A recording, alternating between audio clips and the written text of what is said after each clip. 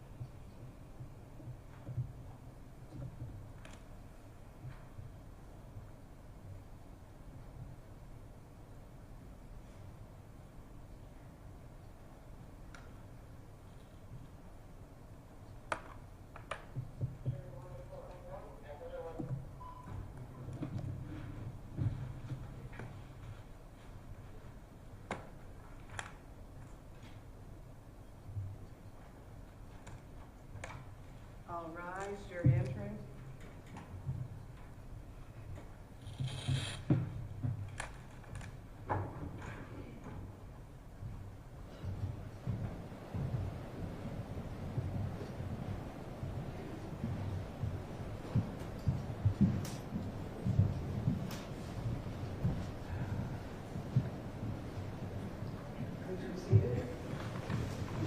Thank you all. Good morning, ladies and gentlemen. Thank you all for being here, for being on time this morning. I trust you all had a nice, relaxing evening. So before we begin, I do want to say some words to you. I know I've given you instructions multiple times on this case about the importance of staying away from media coverage about this case, and I trust you've all been doing that. But I have been told by folks that there's been a lot of discussion or chatter about this case on various websites. There are like those community pages and those town Facebook pages.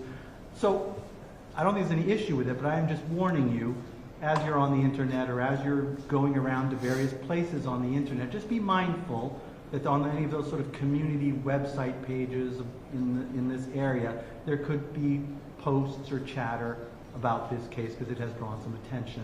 And I want to be sure that we have a fair trial in this case and that we don't do anything which would jeopardize the fairness of the trial or the integrity of this process. Okay? So with that, we will continue with now the cross-examination of this witness. Counsel, you may proceed.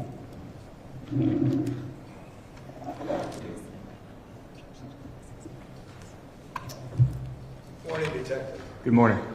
And I want to probably backtrack, go over a few things with you, and then we're going to go through some video too, okay? Yes, sir. Before I start, I want to make sure that, if I can, Your Honor, I want to introduce you to my assistant. That's Anara. They make believe I'm the boss at the office, but I'm not the boss at the office. And she's going to handle some of the video stuff as we go through. Okay. Okay. But let me get back to where we are. And you went through fairly thoroughly your evening on April 4th of last year and how you were contacted and what you did, and that's quite helpful. About what time did you say you got to the scene? I'd really have to look at my reports. Maybe 11:30, 11. Okay. I'd have to look at the Right. call log there. All right, but by the time you had gotten there, Kyle had been taken off the scene. That's correct. Right. And processing was your big number one thing, right? On the scene, correct. Right. And you talked to the jury about the placards and the shell casings and so forth. I did. Okay. And that's all, the shell casings were all in pretty much the same area, right? Yeah, around the same area in the roadway there. Right. And the mark where Kyle was found and where he was treated was was in the same area as the shell casing. From probably about me to you. And that particular spot is easy to find because you'll see blood. I mean, you'll see red in the snow, right? There was like a higher concentration of blood there, and we saw it in the video as well. Right. And that particular concentration of blood was right in front of 41 Summer Street, right? That's correct. And 41 Summer Street is the residence of Jason, right? That's correct. Okay. And in fact, it was right in front of his front steps, right? Yeah, there's a front porch step area there and a side entrance as well in the driveway. Right. So it was on the front there. So as we're looking at video, but I mean, basically, the shooting takes place like right in front of his house. In the roadway in front of his house at 41. Okay. And his particular motor vehicle, the truck, was parked like in front of his driveway. When I responded for the crime scene or during? No. During the videos. I'm just trying to go through. During the videos, it's in the roadway of Summer Street. Right. When you got there, the vehicle was in the driveway. Yes, it was. Okay. And you were processing. Now, let's go through this. You showed the jury. Let me just approach for a second. Mm-hmm.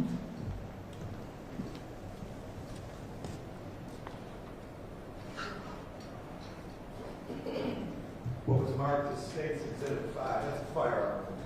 Correct. Okay. And this is a firearm that would have been retrieved from Jason's truck.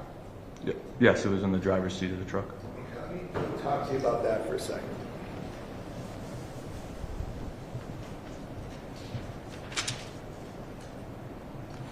Your understanding and the means in which you actually procured the firearm is that Jason gave police permission to go into his truck and retrieve it, right? Yes. And when they retrieved it, they noticed that it was lying right where Jason told them it would be. Yes. And that he had made sure and told them that what he did with the firearm was to remove the magazine, separate it from the firearm, and leave it there for them, right? I'm not sure what he told other detectives there. I was told that it was going to be in the driver's seat. Right. And that's how I found it. Yeah, you saw it separated from the magazine. Correct. All right. Nobody from Rochester PD separated the magazine from the firearm. Not from my understanding, no one touched the firearm. All right. So I guess we can infer that if nobody else did it, Jason would have been the guy that did it. That would be, yeah, correct. Okay. And he would have done it prior to the police getting it. Yes. Okay. And your understanding is that when he was asked for permission to search the truck, he readily gave permission to the Rochester PD. Yes. There was a form that he actually signed, I believe. Yes, I believe he had signed a permission to search form Right. through Detective Garson. Right, and just briefly for the jury, the permission to search form kind of lays out his rights where he doesn't have to give permission to the police, right? That's correct. It's a form that basically explains what we would like to search and the fact that you have a constitutional right to say, no, we don't want this to be searched. And that way we'd have to look at other means if we'd have to go through a search warrant or other options. Right, but you didn't have to go through other options because, quite frankly, Jason made it easy. He signed the consent to search, which granted us the right to search him. But also during the processing, it came to your understanding that Jason communicated that he actually had video cameras, right? Correct. And again, that coming from him to you was something that he volunteered, right? Yes. And he volunteered it, and not only did he volunteer that he had video surveillance, he actually said, again, you don't have to get a search warrant. I'm allowing you to go and take whatever I have. Yeah, he signed the consent form for the Night Owl DVR systems. Right. And those are in fact, one of those systems shows that good shot of his driveway straight down to Summer Street, right? It does show the driveway, yeah. And that's from his system that he voluntarily said you can have. Yes.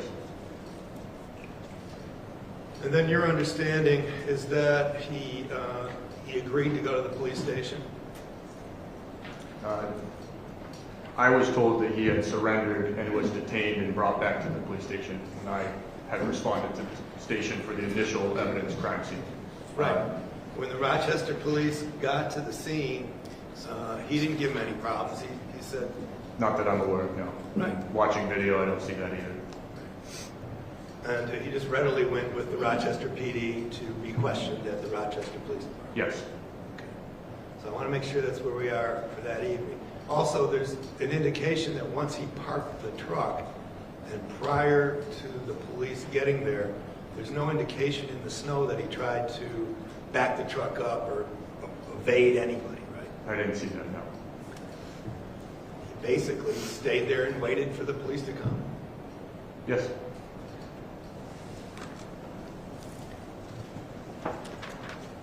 You also found in the truck a loaded magazine with 9mm ammunition in it, right? I did.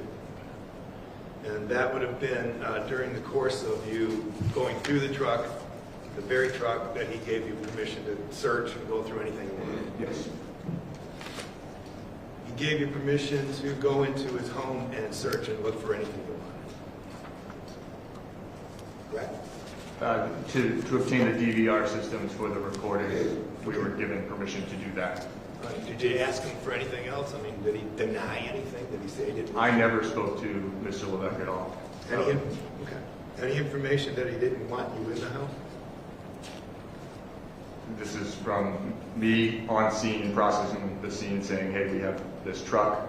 What's the deal with this? And speaking to Detective Garston, who was speaking directly with Mr. Levesque. So I'm not sure, other than the fact that we were granted permission to obtain the 2 DVR systems, as well as go into the truck to search. Okay. Now, you showed, we were viewing videos yesterday, and some of them were tough to watch, not only because of the content, but because of the distance. You know, it looks like small people.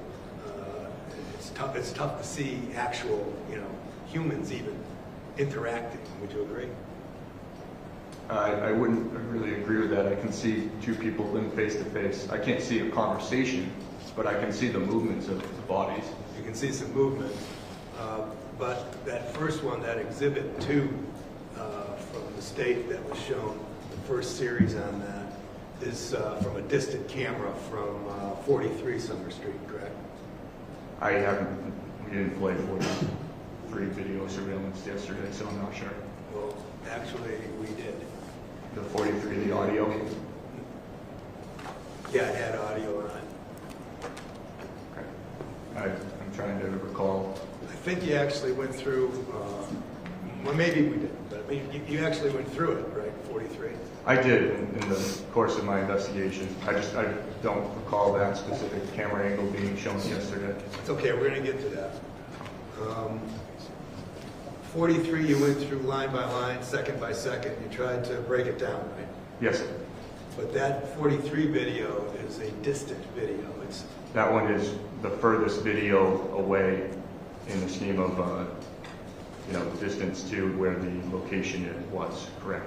Right. It's actually, you'd agree with me, tough to see the 2 individuals interacting closely.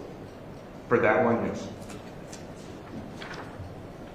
But it did have audio on it that you broke down, right? Yes, sir. And you broke it down specifically. It was recorded at 10:11:22 p.m., which would mean 11 minutes after 10, right? Yes. And 22 seconds. Yes. And it was at that point in time that you heard and recorded, yep, there he goes. I don't know. He's all the way out there. He better not do anything stupid. Objection, Your Honor. Thank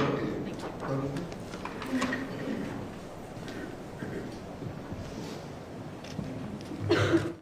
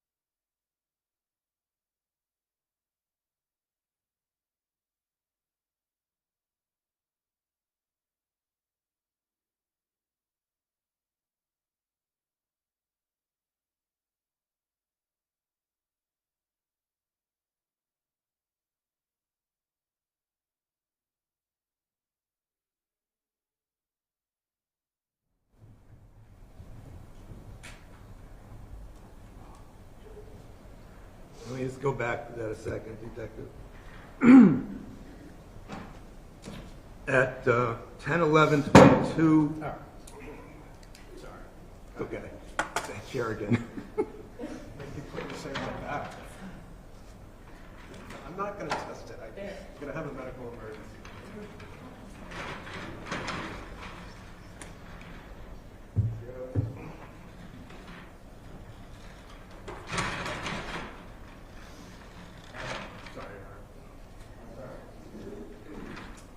At 10:11:22, in your analysis, you've got Angela LaChance saying, "Yep, there he goes. I don't know, he's all the way out there. He better not do anything stupid," right? Yes, And that's part of your breakdown on that video from 43. from 43, yep.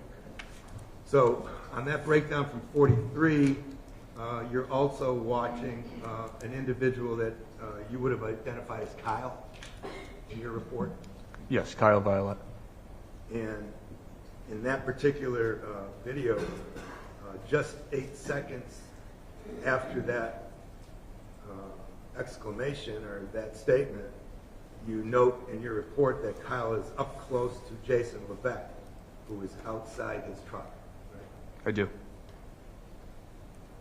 And then at 10:11:37, you note that Kyle begins walking away from Jason back towards his house. Right? Meow? If that's what it says in the bullets, yes. That's, Yeah. Because you're keeping second by second track of this thing. yeah, I was using a like a VLC player with a frame by frame, so you can click multiple frames in 1 second span, just because the movements were very quick. Yep. And then at 10:11:37, you've got it noted that Kyle begins walking away from Jason back towards his house, right? Yes.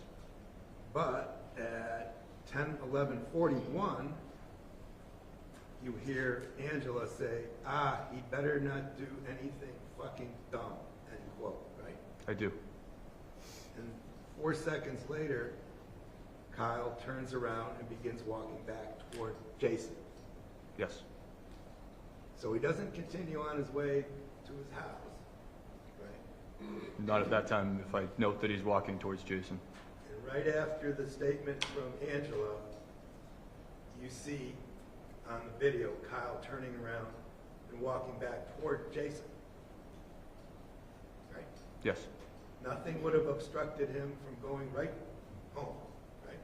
Correct. There was no firearm displayed at that point in time, was there? No. And again, we don't have audio, so you don't know what was coming out of his mouth, right? From my understanding, so that audio camera is the only one that had audio. You're not able to hear any conversations. If they were screaming at each other, I would assume that we could hear that because we can hear Kylan screaming outside.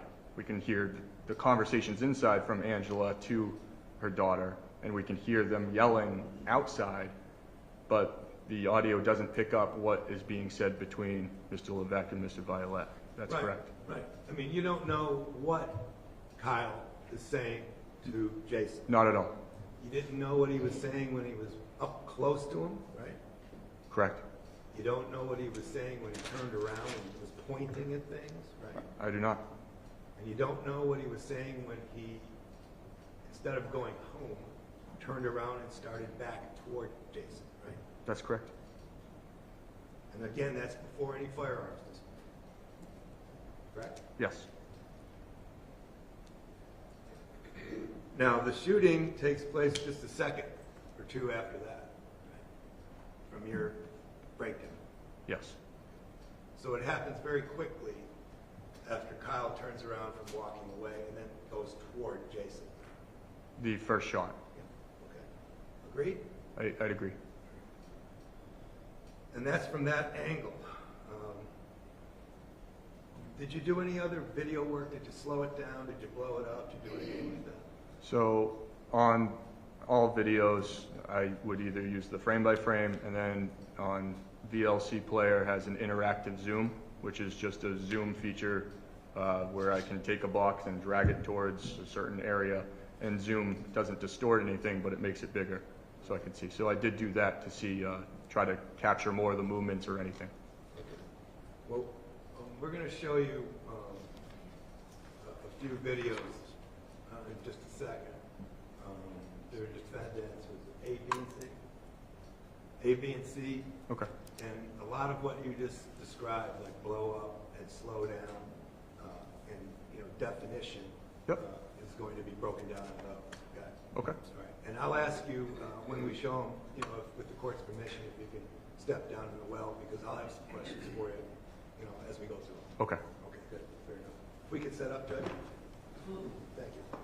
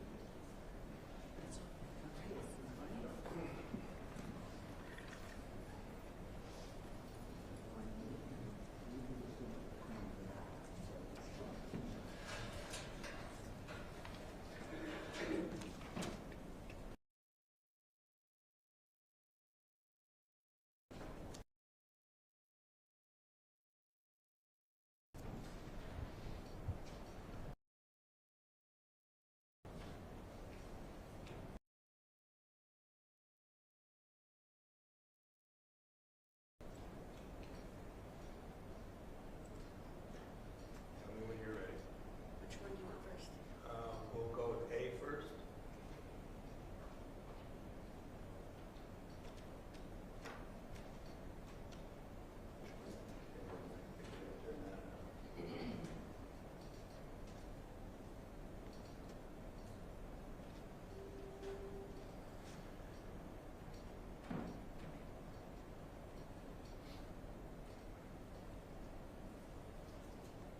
Counsel, clarifying question. Has this been marked as an ID or an exhibit for, Full exhibit. has it been admitted? Household A, B, and C are fully exhibited by agreement. That is correct. Very good.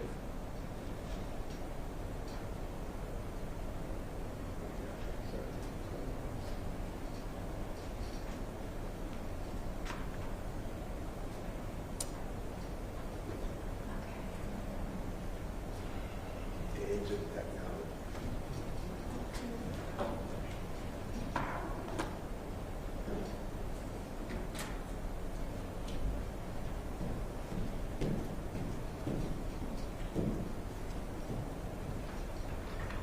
Is that our laptop?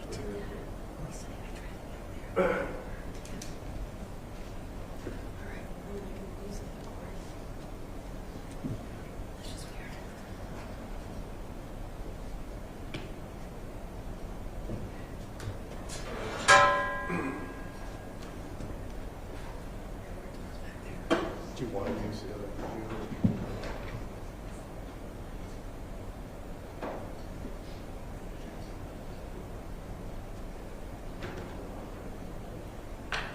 Counsel, would it make sense to just take a 5-minute break? No, I think we fixed it. I think it was plugged into the wrong port. Okay. Not to speak for existing. I don't know. Let me touch it. Thank you. We know.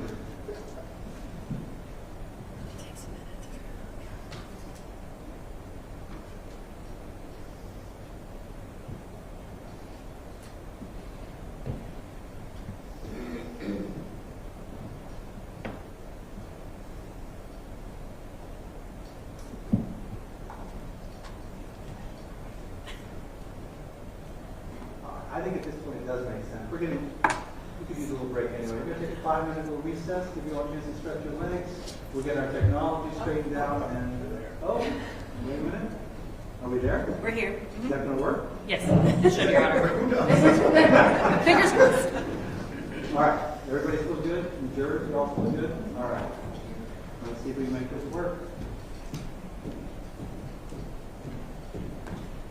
Okay.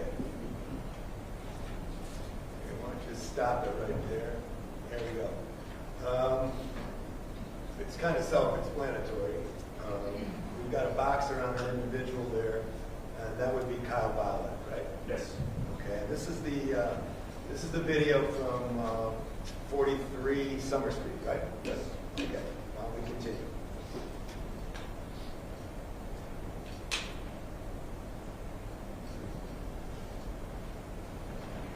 And why don't we stop right here? All right, now, at that point in time, do you see Jason at all in the frame? He's partially obstructed by the door. Right, he's actually bending down, right? Yes. Right, so he's bending down. Is there any indication from that frame that Jason even is aware that Kyle Violette's approaching him? Not that I can see. Why don't we continue? Okay, why don't we hold right there? Now, this is the initial contact or the initial approach by Violette to Jason, right? You have to watch, you're combining different clips. This is a 41 Summer Street, so Yep. I couldn't honestly tell you yes it is because I know that he goes back and forth multiple times. Okay. So with you combining them, I'm not sure. No, that's fair. And what we're going to do is we'll continue with this so you can identify if you believe it's the first contact. Okay? All right, let's go.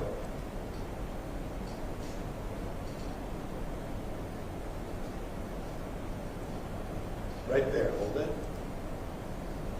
Now, do you recall that being the first contact? I do. Okay. And what do you see? Just, I mean, you know, we have to have a record of this. What do you see? Sure, I recall it being the first contact because it's face-to-face with him. It's face-to-face, and that's, we blew that up a bit so that the jury can see it a little bit clearer. Is that clearer than what they'd seen before? Yes, I believe so. Okay. So that's the first contact or first, I'll just say, initial contact between Violette and Jason, right? Yes, sir. Okay, why don't we continue? He's pointing, stop. Did he have another contact there right before he's turning around? He seems to be continuing to talk to him. Did you see Jason talking to anybody? I can't see anyone but moving. Well, why don't we go back? Can we back that up a little bit? Started? Okay.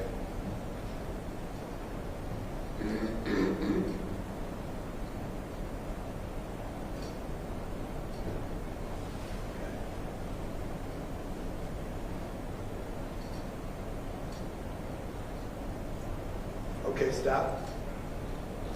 And that's the first contact? Yes, sir. All right. And then let's start it again. Now stop.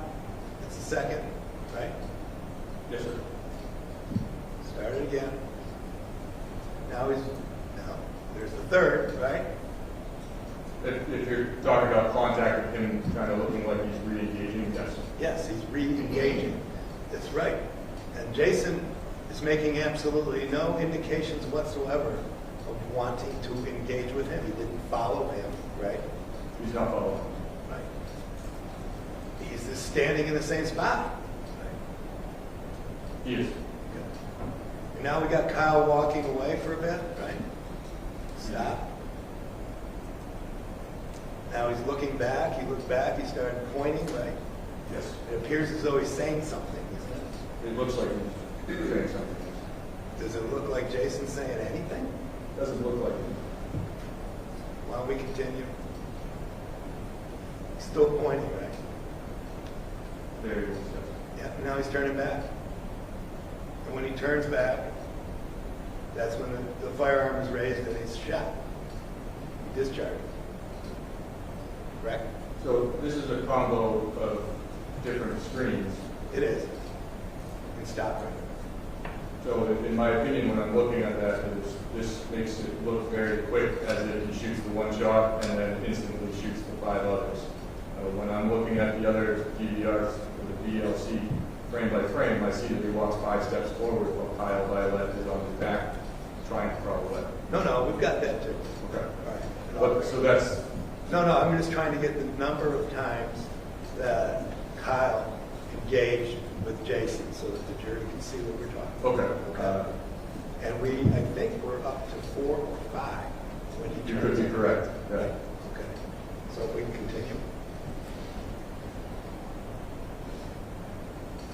All right, is there slow motion edit? This may be a little clearer as to the context. 1, 2,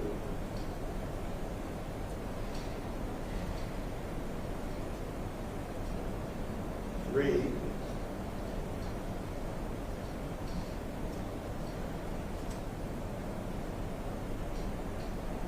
4,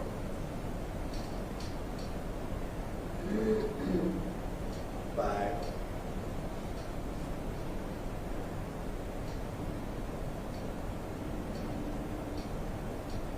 And as he's walking back, that's when the firearm comes out, correct? Yes. So the firearm doesn't action, and that action is Kyle walking back toward Jason, right? It looks like he's walking back towards him when the firearm starts to come out. Correct.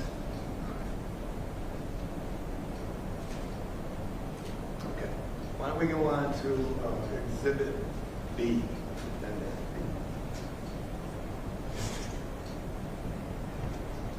So the record is clear, Exhibit B is also a full exhibit, correct? Thank you.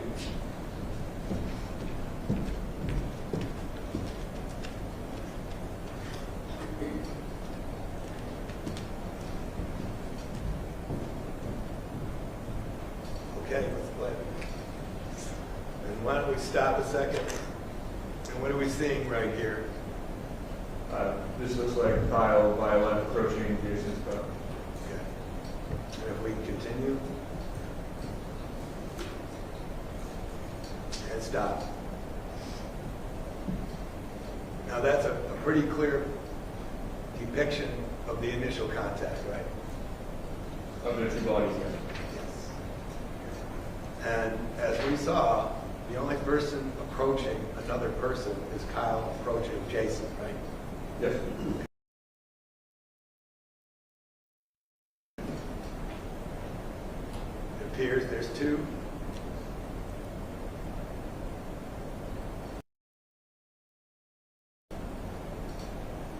Great. Now, can we stop? In none of that sequence, do you see Jason making any movement toward Kyle, correct? Right. Right ahead.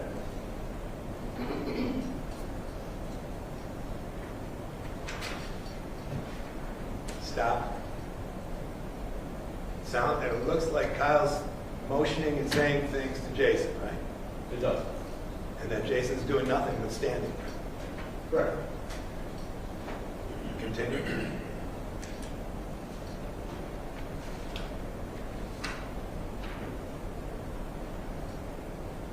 Stop. Now, in all fairness, I know it's a combination of things, but does that appear as though it's a continuation of his walk that just broke off?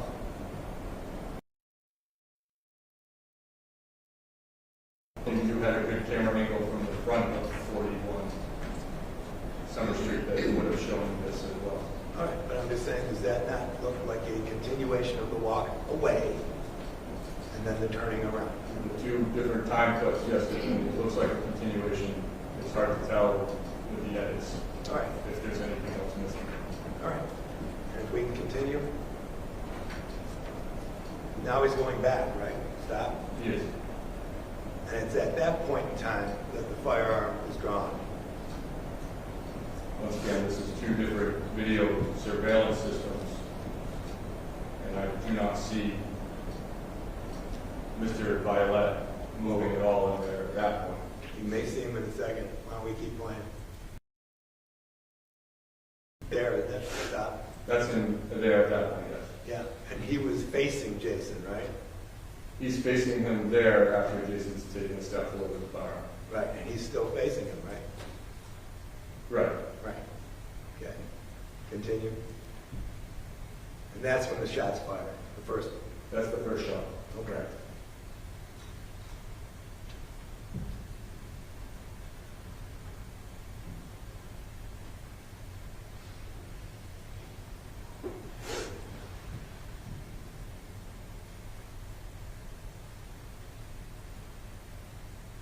Okay, thank you. Can we go on to defendant C?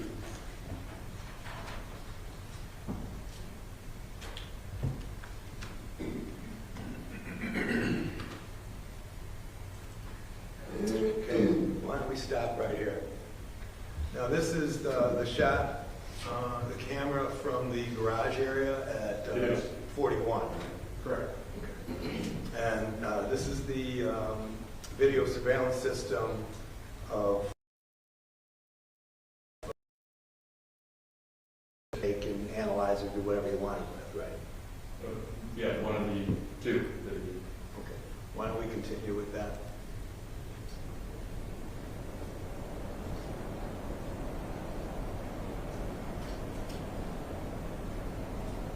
Why don't we stop? Can we back it up just a second? Okay, right there. Well, right there. You don't see Jason's head at all in that frame, do you? I do not. Okay. And it's consistent with him bending down, working on his truck or doing some adjustment to the motor vehicle. It is. You don't see him reacting to Kyle coming toward him, right? I do not. As if he didn't know he was there. Right? And with the truck parked, I'm not sure. It could have been bent over, facing could have been bent over, so I don't know. I'd be just giving my opinion on No, that. that's cool. All right, why don't we keep going on that? Right there. Okay, now he recognizes that Kyle's there, right? It looks like he is facing me. He's facing him and he's standing still, correct? The video is frozen right now. All right. Still, right? Yeah, he's not moving. The only guy moving is Kyle, right? That's correct. The only guy making approaches is Kyle, right? Yes. The only guy making hand gestures is Kyle, right? Yes. Okay. And he comes back, right?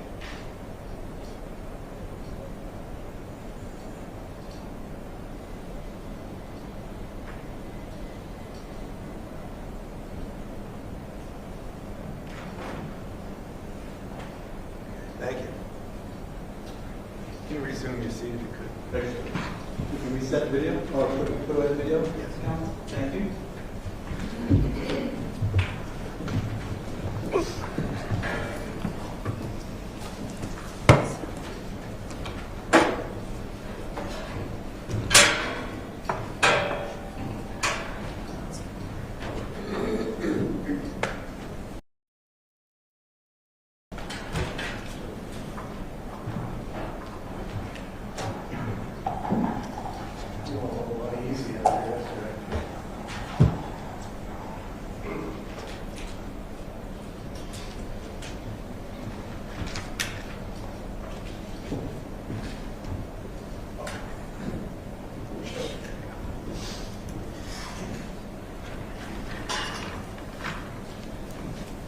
Yeah.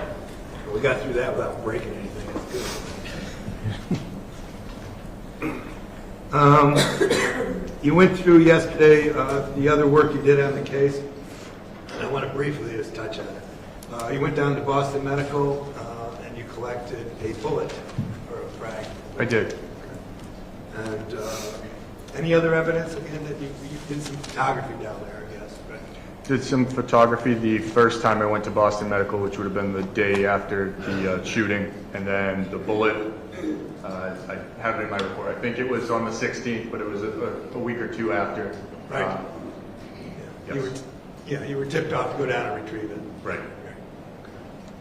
And then the only other thing of any substance, I guess, on this case would have been sitting in on Kyle's interview. There was the documentation of the, I'm sorry, was your question, did I sit on the? Yeah. I did sit on the interview for the CIC forensic interview. Yeah, can you explain what that interview is? I don't want you to talk about what went on in there. We're going to get that. Understood, yeah. Forensic interview, when someone goes through something traumatic, oftentimes we try not to have either law enforcement interview. We have trained forensic interviewers. So I would be in a different room. Video would be audio, video recorded. Either police interrogation or anything like that, and more victim-led discussion about what happened so that law enforcement can review. There is a time where I can, the interviewer might step out and I might ask, you know, hey, can you talk about further questions? But that's really what the interviewer would bring up after. And then I get a copy of that video to be able to review it. The goal is to make sure that we're not constantly having law enforcement go interview someone that went through something traumatic, my partner go interview the same person, then DCYF or medical or anything, trying to re-traumatize someone saying that they went through something traumatic multiple times. Right, and you want to do it in an environment that is, it's not a police station. Yeah, it's not at the police department. This one would have been at I think Haven, over at the community center in Rochester. Right, it's not even in a police facility. Correct. Right. And you do that so that the individual, whomever that may be, is relaxed and so that they can be candid. Right? That would be the goal as well. That is the goal, right? Yes. The goal is to make sure that they're not constantly being interviewed multiple times too. Right, and that they give you accurate information. Yes. If I could just have a second.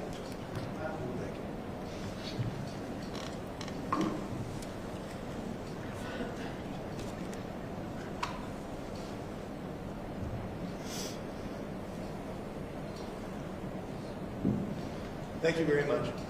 Thank you. I will, Your Honor, maybe approach. Yeah.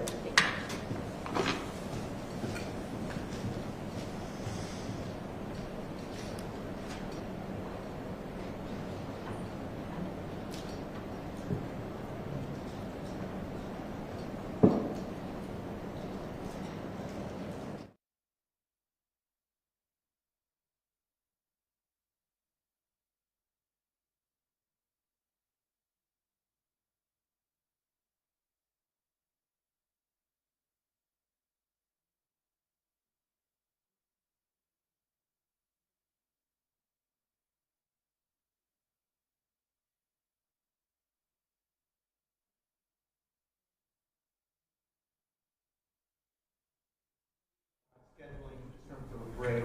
Is everybody in the jury box okay without a break at this point? We're thinking maybe another 15, a few more minutes, okay? All right, thank you. Detective Danny, I do have a couple of follow-up questions for you, just based on that. I think it makes sense, Your Honor, if witness may step out of the box and we can set the TV up. It just makes sense to start there.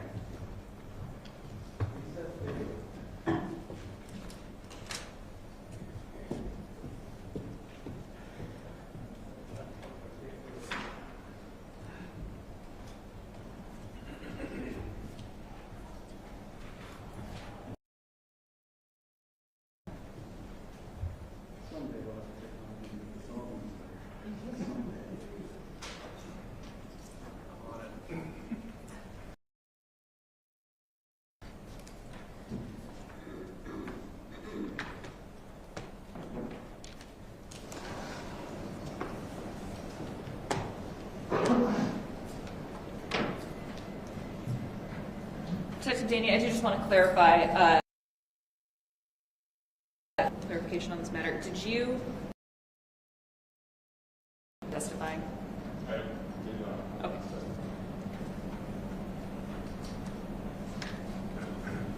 In the past, during your investigation, had you viewed that video? I did. Thank you.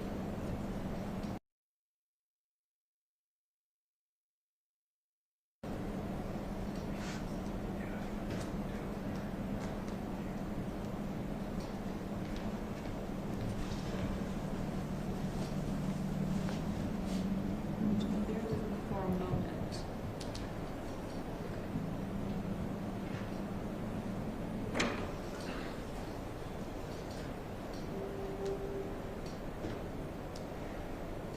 Detective Danny, I'm actually going to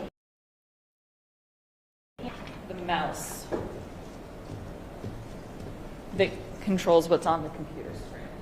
Court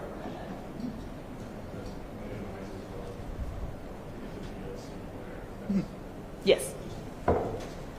So you mentioned the VLC player, both just now with me and while you were speaking with defense counsel. Can you just tell us briefly what that is in broad terms? Sure. I am by no means a software expert. It's a different type of video platform that has other options to be able to. So I don't have a frame-by-frame in Windows, so I'm constantly pausing. You saw how many times you get it paused.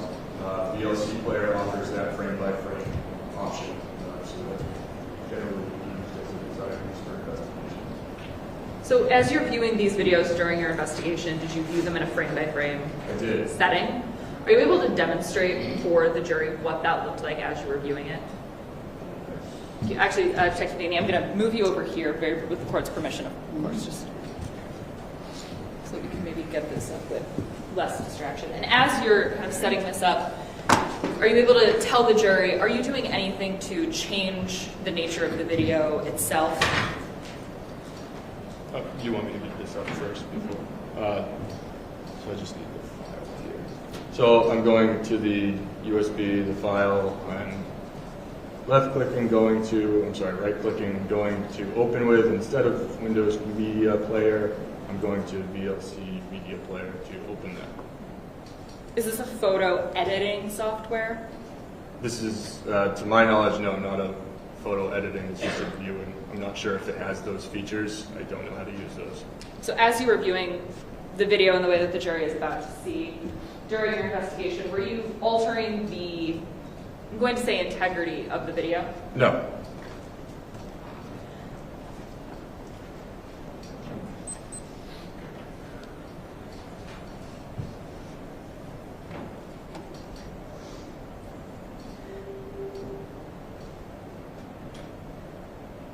Detective, are you able to demonstrate for us how this play-by-play feature looks as you're viewing it in the system?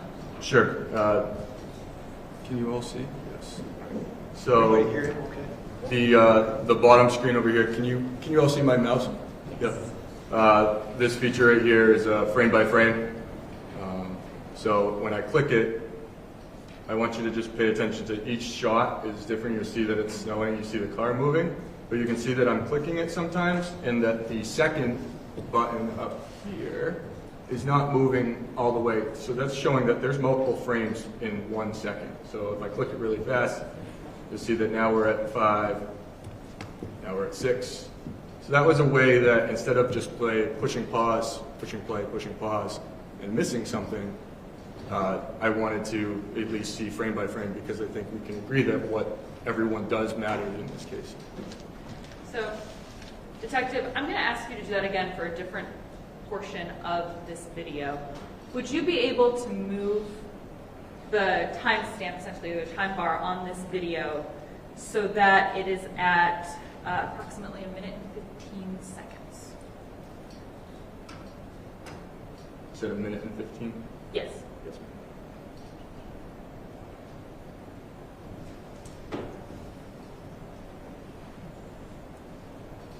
Is that what we were? Believe so, yes. Okay.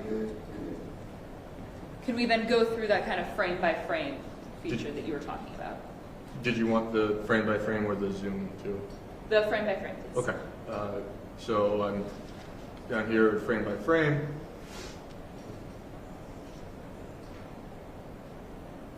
I think I told you the wrong time. Let me double check that. Shouldn't I apologize. You have more experience on this than I do. The bullets say like 22 something. We fast forward it to where it is 22:16 at 42 seconds. Is that about where we're at? Okay. Can we go before we go frame by frame, can you tell us what we're looking at in this video? This is at 16:40, so 10:16, 40 seconds in, and this is the point where Ms. Levesque looks like he has his firearm pointed towards the direction of the tile. Okay. Can you go frame by frame for us?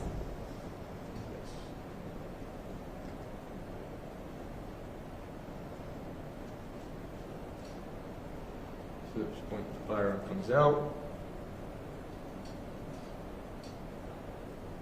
We can start to see Mr. Violette almost in a turn.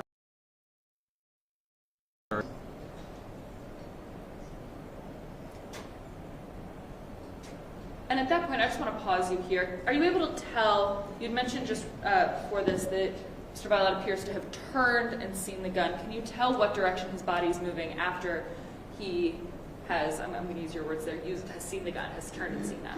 It looks as if, say the houses are behind us and I'm facing, it looks as if he's turning towards the right to turn away. To turn back in the direction of his house? Yes. Please continue with the frame by frame. So You this- pause. At this point, are you able to tell which direction Mr. Violette was heading when the first shot was fired? At this point, with this video, no. Okay. Has the first shot been fired at this point in the video? It is currently tell being us- fired, yes. Can you tell us kind of how you can tell? We can see that explosion from the barrel of the gun. Please continue.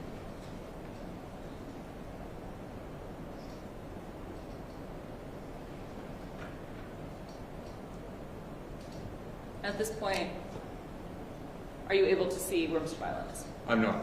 Are you able to on a different video? I am. We'll go there in a moment. But for now, please continue. And if you wouldn't mind just kind of telling us, I know you talked a lot with Attorney Sisti about your process of going through and marking it each time what you see. If you wouldn't mind doing something similar just verbally for us today. Okay. So if I was to be writing this, I'd say 1642, 1643, I see Jason with his hands down, side, facing towards Kyle's direction.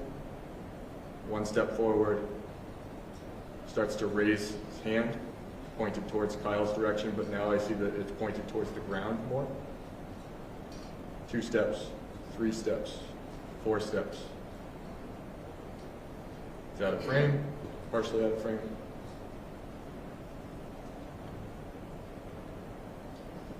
Starting to walk back towards the truck, turns around to look, appears to be looking down,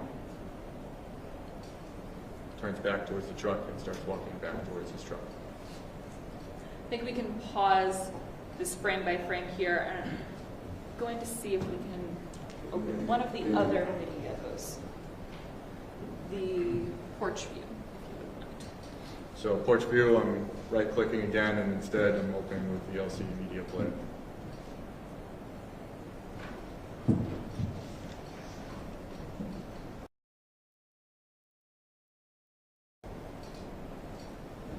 And as it's in the process of being projected onto the screen, if you wouldn't mind just narrating to the jury, what is this process again that you're going through? Is this the same that you just went through in the first? And again, are you altering the integrity of the video as it exists? I'm not.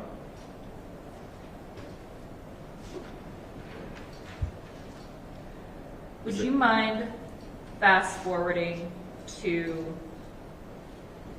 22/16/36?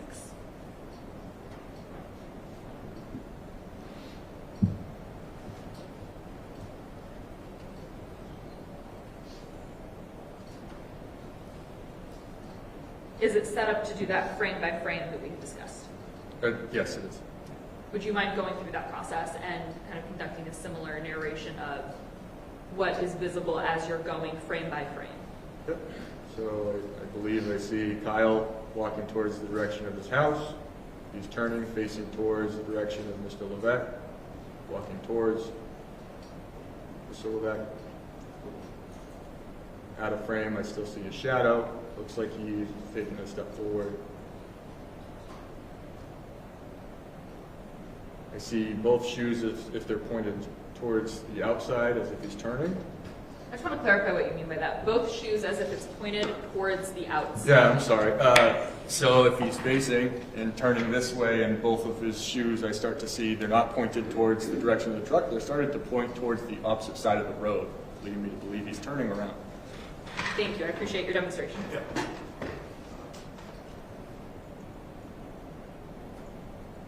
this point, I'm starting to see Mr. Violette fall down to the ground.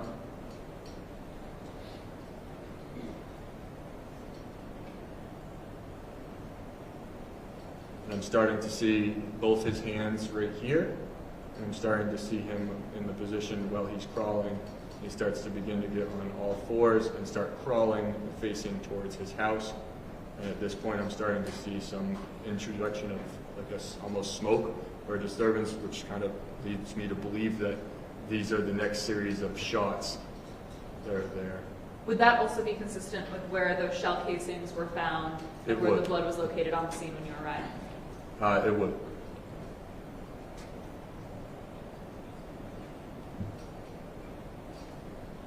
I know we just watched the previous video where you see more of what the defendant is doing in this moment, but based on the timestamps and what you've seen in both videos, are you able to tell at what point the defendant begins advancing towards Mr. Violette? I'm sorry, can you ask that? Yes. So are you able to tell based on looking at the video we just watched and this one, as well as what both parties are doing during those videos, where Mr. Violette is located when the defendant begins advancing towards him after that first shot, where his body is placed? Where Kyle Violette's body is placed when Ms. Levesque advances towards Yes. him. He's on the ground, looks like he's either on all fours or trying to crawl facing towards his house Thank you. Please continue. with his back up.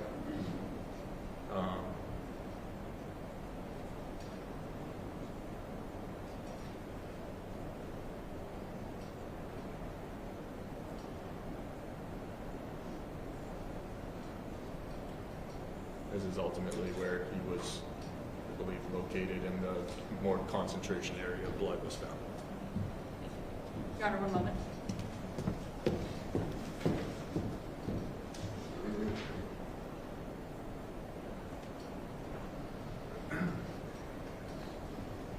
Detective Danny, I have one more video that I'd like us to take a look at.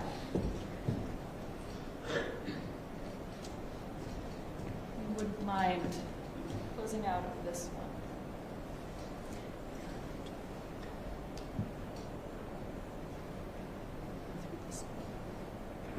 Counsel, I'm sorry, I probably should have done this before. All the videos you're showing him now, these are all contained on State's Exhibit 2. Yes, I apologize, Your Honor. I should have That's all right. clarified that. These are all in State's Exhibit 2. They will all be made available for the jury. Just want to record clear on what we're looking at. Yes. So these are multiple files on State's Exhibit 2.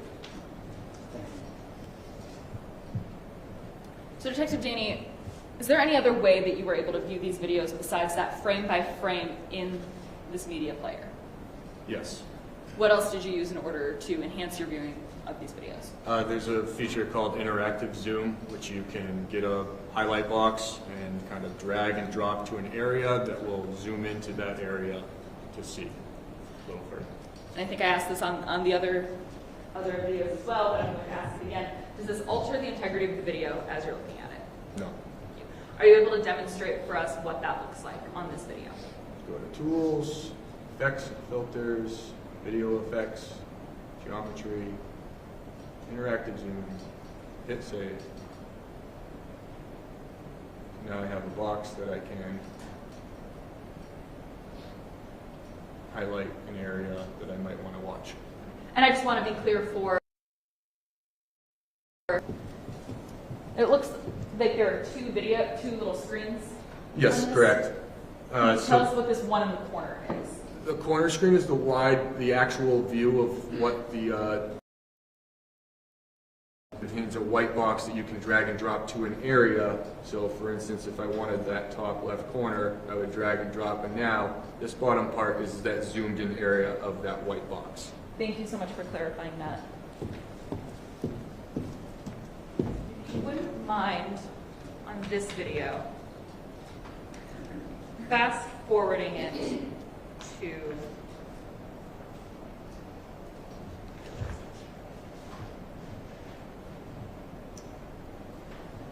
approximately 22 minutes into the video. Is that 1022?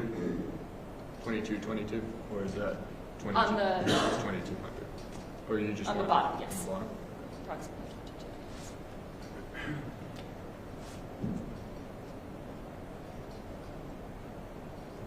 2155 is fine.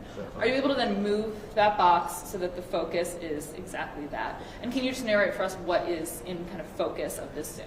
Yeah, this is the driveway of 41 Summer Street, and it's the front of Mr. Levesque's truck, his plow truck, and showing some of his driveway and a car that's there as well. Okay, would you mind, are you able to do the frame by frame on this as well, I am. while it is zoomed in? So right here I'm able to see Mr. Levesque and Mr. Violette.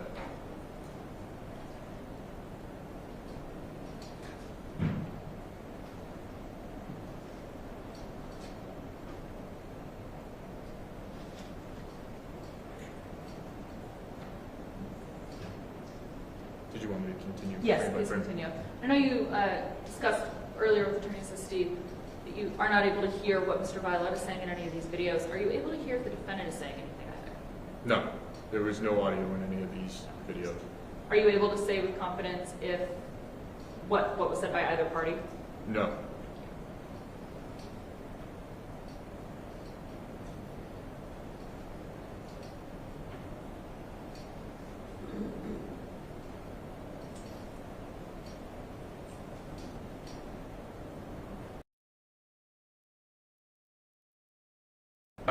So at this point, if I were to go back,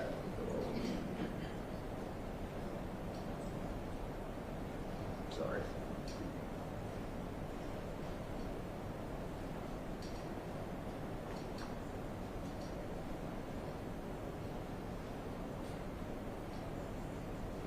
So at this point, I start to see Mr. Levesque actually make a move, and I can see his hands extended out. When I say make a move, it almost seems like he's moving forward while he starts to have his hands extended out. And I see Mr. Violette taking steps forward, and I start to see him turning around and walking backwards while Mr. Levesque takes a step forward. And then with the hands going down. I just want to clarify for a moment. When you said had his hands out, is that in general his hands are just kind of out while gesturing? His hands look extended out as if he's holding a firearm. Thank you. Please continue with the frame by frame. So hands were down, hands, this is what I'm talking about, with hands extended out as if he's holding a firearm again, and now he's starting to take steps forward. And I note that the focus and with the hands also seems to be at a downward angle. And he's walking back, looking back, and walking back. Thank you, Detective. You can resume your seat.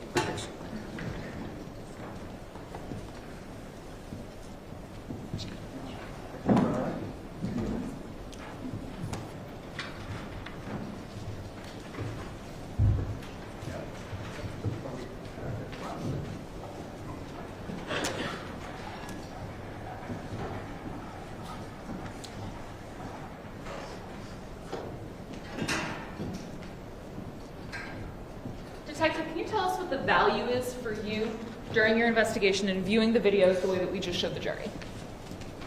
This is such it doesn't appear that he's denying that there's a shots happened, right? And he was the one that shot. So really this comes down to when I'm trying to be on like a fact-finding mission, what happened in those videos if you watch just 10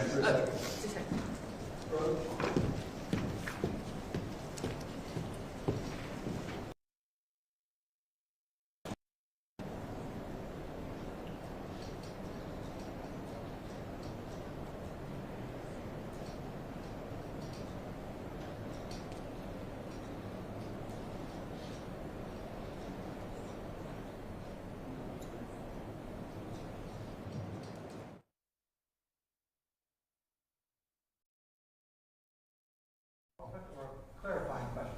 Yes, Your Honor. Detective, let's back up a little bit. Sure. does going step by step and frame by frame in those videos, is it easier for you to get a clear picture of what happened? It is. Is that in part because when you just watch them straight through? Yes. So when you go frame by frame and when you zoom in, does it allow you to get a more accurate picture? Does it allow you, in cases like that driveway video we just saw while zoomed in, does it allow you to essentially cut out the extraneous part of the video and focus on what you're needing to be focused on during your investigation? It does.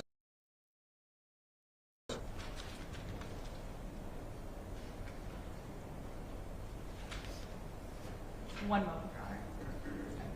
Detective, I have no further questions for you. Defense may have a few. Thank you. Briefly, Detective, that was a helpful presentation.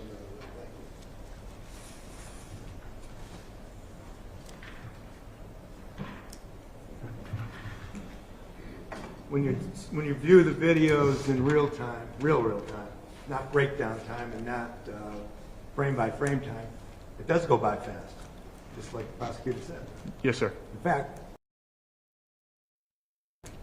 and it took only 5 seconds from the time Kyle made his last turnaround and approach to Jason until all of the gunshot was over. If that's what the bullets say, then yes. 5 seconds. Correct. Correct. And as we watch these various videos and various angles, you'd agree with me, there was only one person who appeared to be confronting the other person, right? I guess it depends on what you're qualifying the confrontation. I would say anyone pointing a gun is a confrontation Oh, too. no, let's go before. Before that? Yeah. Yes, I'd agree with you. Yes. And that person would have been Kyle Violette. Kyle confronting Jason, right? Yes. Thank you. Thank you. So now, I think this is the appropriate time for our mid-morning break. So we're going to take 10 minutes and then we'll be back. Thank you very much. All rise for the jury, please. All rise.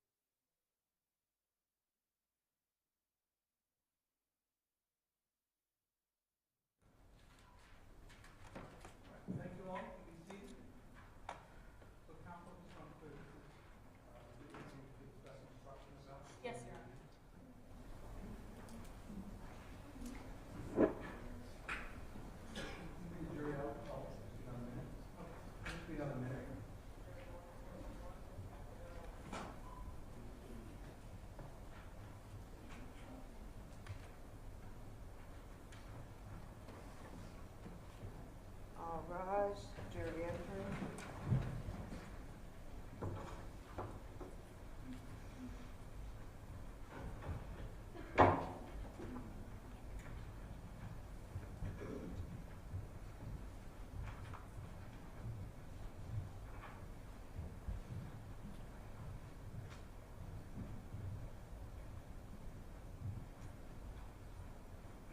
Please be seated. Okay, ladies and gentlemen, before we call the next witness, I do have to give you some further instructions. As is the case sometime. Can we approach? Sure.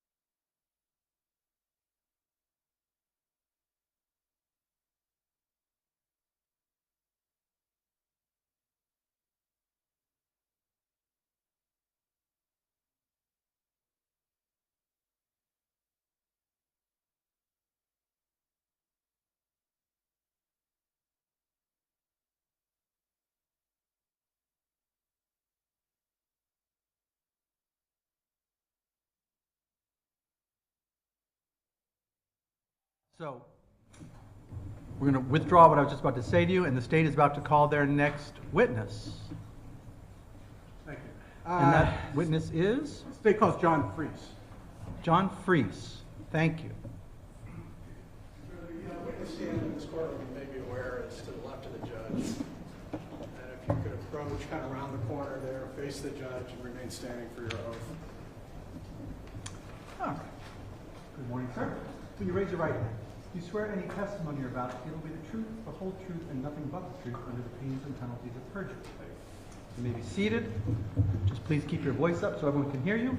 Counsel, you may inquire. Thanks, sir. Can you state your name and spell your name for the court record, please? Sure, John Freese. The last name is Freese. And what do you do for work? I'm an emergency physician Where? at Frisbee Memorial Hospital primarily, but also hospitals in New Hampshire and Virginia. Understood. Can you give the jury just a brief summation of your professional training and experience? I've been an emergency physician for 25 years. I trained at Indianapolis, the Indiana University Emergency Medicine program back in 2000. When I graduated from there, I did my postdoctoral fellowship in EMS, or emergency medical services, at the New York City Fire Department.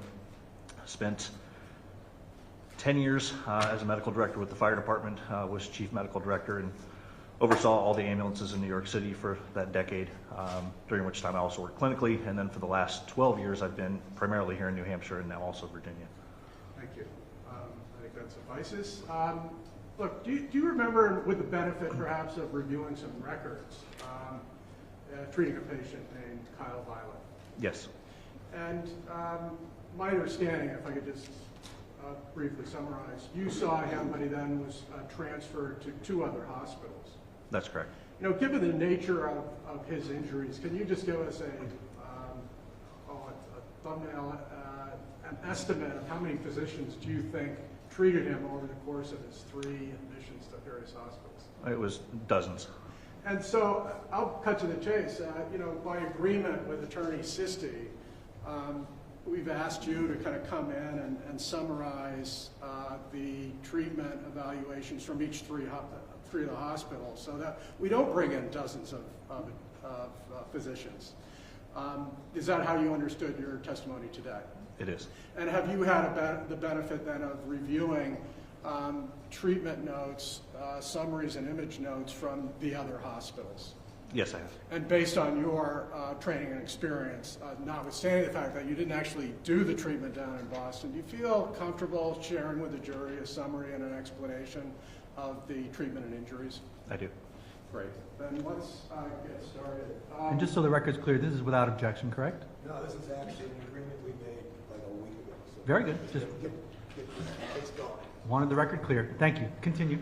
To understand, it could take days to talk to 13, 14 different... Of course, the court understands. I just wanted the Thank record you. clear. Okay. Just wanted the record clear. Dr. Breeze, do you recall when Mr. Violette was admitted? It was April 4th of 2022. And I'm going to refer you to my reference note of page 427. Actually, this may be faster if I approach, Your Honor. Of course, please. Can you share with the jury, and you said he was admitted to what facility? Initially to Frisbee, and I misspoke. I said 2022. It was 2024. I thought that too. In the past 2 days. So, do you recall the time that he was admitted and discharged? He was admitted to Frisbee at, Counsel, I'm referring to page 427 of the notes. I'll direct your attention to the fourth paragraph. at 10:30 p.m. And then can you indicate when he was discharged? Yeah, at 11:13. So about 45 minutes he's at Frisbee, correct?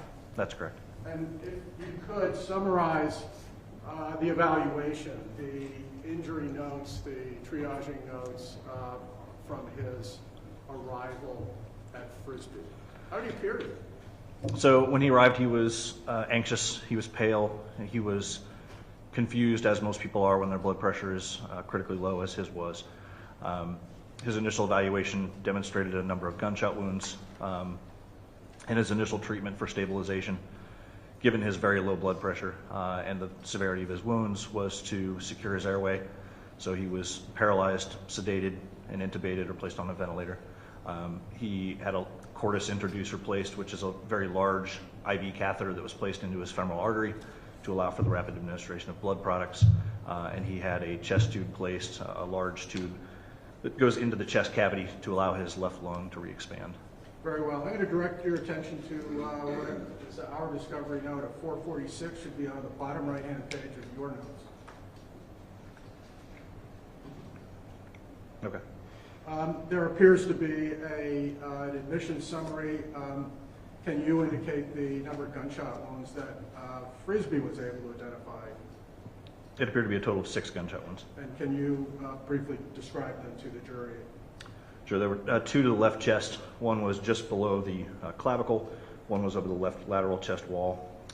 One was to the lower abdomen, which was just inside of the hip bone, the front of your hip here. The next was to the left hemiscrotum, so just adjacent to the penis and somewhat involving the penis and the scrotum. And then there was one to each buttock. You would describe that the abdominal wound was anterior. That's actually on the front side.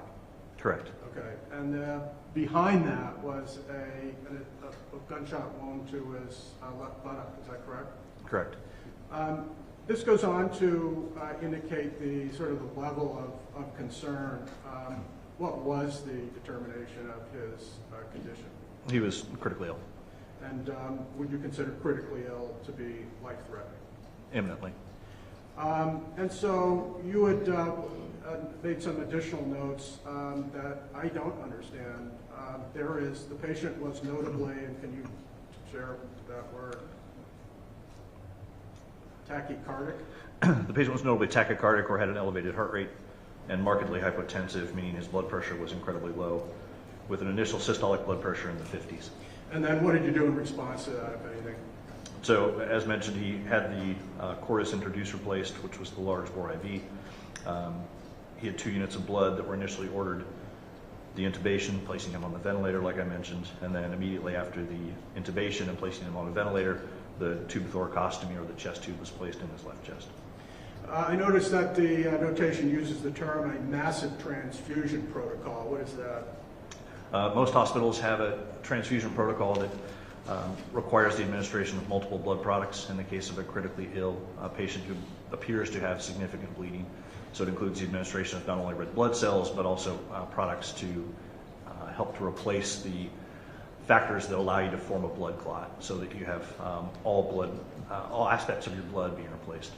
There's a notation on 427 that indicates at 2240 PRCP Unit 1 and then Unit 2 both transfused within 10 minutes. Is that notable to you? Yes, it's a rapid infusion, as we would expect for a critically ill trauma patient. And so after making these assessments, what do you actually do at Frisbee Memorial? So like most smaller hospitals or critical access hospitals, the role of a smaller hospital is to stabilize the patient so that they're able to survive transfer to a tertiary facility or a higher level of care, or in this case, 2 higher levels of care. So our goal was to maintain his blood pressure, maintain his airway, improve his breathing, get in touch with a trauma surgeon at a local hospital, in this case Portsmouth, and move in there as rapidly as possible. And did they agree to receive this patient, Mr. Violette, at the Portsmouth Hospital? They did. Dr. Cromer accepted the patient. In fact, was this situation so acute that you essentially held off on doing other diagnostics that you would have normally done? Yes, and that's standard for someone who's this critically injured. And so you've indicated to us that at 23:13, he actually left for Portsmouth. Correct. And I want to then turn your attention to the documents that appear to be generated from Portsmouth, which begin at 468 of our discovery. Okay. What I first see is what appears to be a summary of a CT scan report. Yes. And can you please explain the observations or the diagnostics that are referred on 469, the following page concerning stomach and bowel?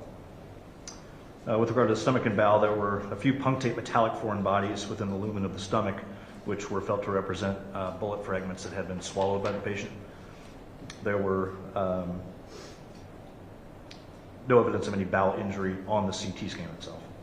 And so at this point, they hadn't yet diagnosed perforation of his bowel that was eventually they performed surgery on. Correct.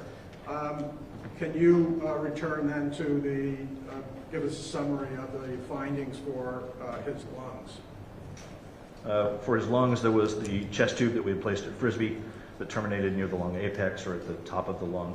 There was fluid within the chest tube itself, which was the blood that was coming from that tube. And there was a small left-sided hemopneumothorax, which is a combination of blood and air that remained in the chest even after re-expansion of the lung with that chest tube.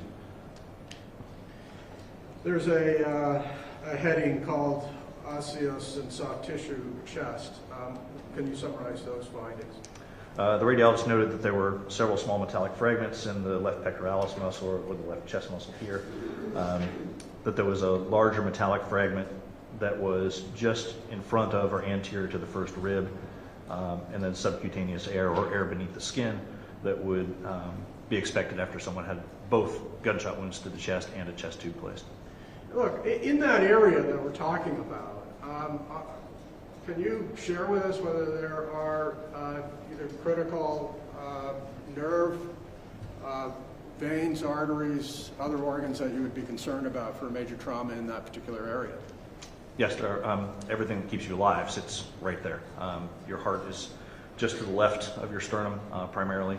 The aorta, which is the artery that carries all of your blood to all of your body, leaves the heart and curves to the left and descends, as well as going up through your carotid arteries. The lung, obviously, and in this case, the artery that surrounds each one of your ribs, which by itself can also be a life-threatening injury. This report has a heading called reproductive. Can you just briefly share with us the observations and diagnosis? Yeah, they note that there is some subcutaneous air, so again, air beneath the skin within the left hemiscrotum or the left half of the scrotum. They were able to describe this as an entry wound that was adjacent to the left base of the penis, and then some small metallic foreign bodies beneath the skin that were noted, as well as several smaller metallic foreign bodies within the scrotum itself. And they were not able to visualize in this study the patient's left testicle. Understood.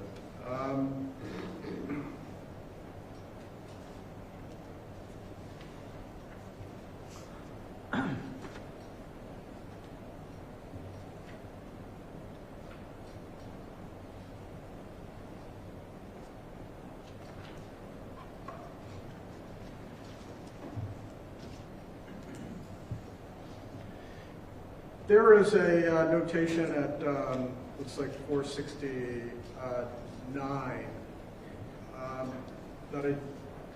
concerning the, again, this is soft tissue, tissue structures. Quote, there appears to be a potential exit wound at the skin surface of the anterior left lower quadrant of the abdomen. Yes. Just want to show you, if I may approach, Your Honor. Of course. Counsel, these are the photos.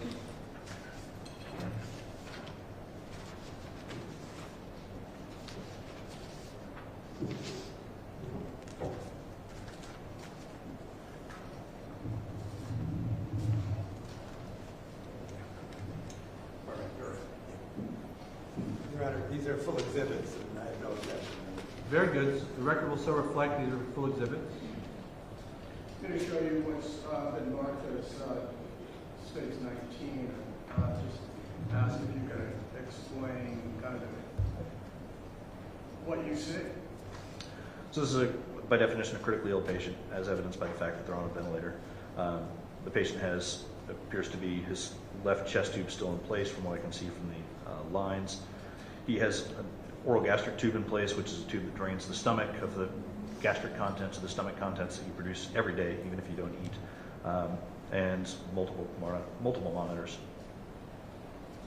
I had originally asked you about the observation or the statement describing an exit wound in the abdomen. I'm going to show you Stage 21 and ask if that is consistent with the evaluation that was written. It would appear to match. And does it make sense that that would correlate with what I'm going to show you in States Exhibit 23, which, if you could just describe that to the jury. So this is a wound that appears to be on the high portion of the left buttock, relatively large in size, and with no surrounding skin changes. And if that were the entry wound, would that make sense to you? It certainly could be. And so the image that we see in 21, while located kind of on the front of its body, was actually inflicted from behind it. Yes, it appears so. Do you recall evaluating initially the gunshot wound to his face? Yes, I do. And I'm going to show you Stage 20 and ask if you can identify that and describe it with the jury what you see. Yes, this appeared to be a gunshot wound or a penetrating wound to the jaw or the mandible that was just beneath the jawbone of the mandible here on the side of the neck. And do you recall the consequences of the result of that particular gunshot? It appeared that he had significant intraoral injuries as well, and I recall from the note being able to even palpate bullet fragments in the area of the jaw. And, once again, now in this area of the body, can you just tell us whether or not there are critical nerve, one, and other potential organs very close to that? Yeah, this is very close to your carotid artery, the main artery that sits here that feeds essentially one half of your brain. An injury to that, like most major arteries, is one you can bleed to death from within 2 to 5 minutes. And if the bullet continued further than that, you have the spinal cord and the brainstem, which allow you to live. At Brisbane, you can confirm that you deferred some analysis, and that includes CT scans. So is it true that you did not see the dissected portion of carotid artery? That's correct.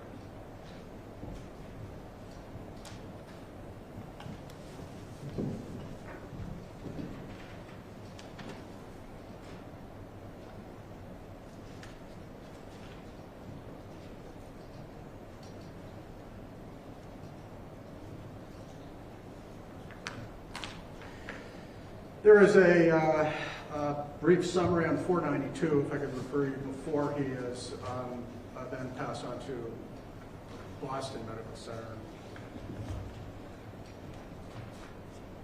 And at the bottom there, it seems to be a paragraph. Can you confirm that at Portsmouth they continued to, were required to provide massive transfusion, continued there? Yes, it did. And that the injuries were consistent with what was observed at Portsmouth, but here they, at Frisbee, but they add here that they now have observed an external carotid injury, complicated mandibular fracture, pulmonary hemorrhaging, and again, make note of the significance of the external carotid injury. Can you just briefly describe for the jury what they're talking about? Yeah, so what they found on the CT scans that were performed there was that the carotid artery, which comes up your neck and then splits into the internal carotid artery that goes to your brain and the external carotid artery that goes to your face. The external carotid artery had a sudden occlusion near its origin from the common carotid artery. So it appeared that the bullet had transected that artery. What do you mean by transected? Or had cut in half or caused the blood flow in that artery to stop. And can you confirm, to your knowledge, that at Portsmouth, they did some surgical intervention? Yes, they did.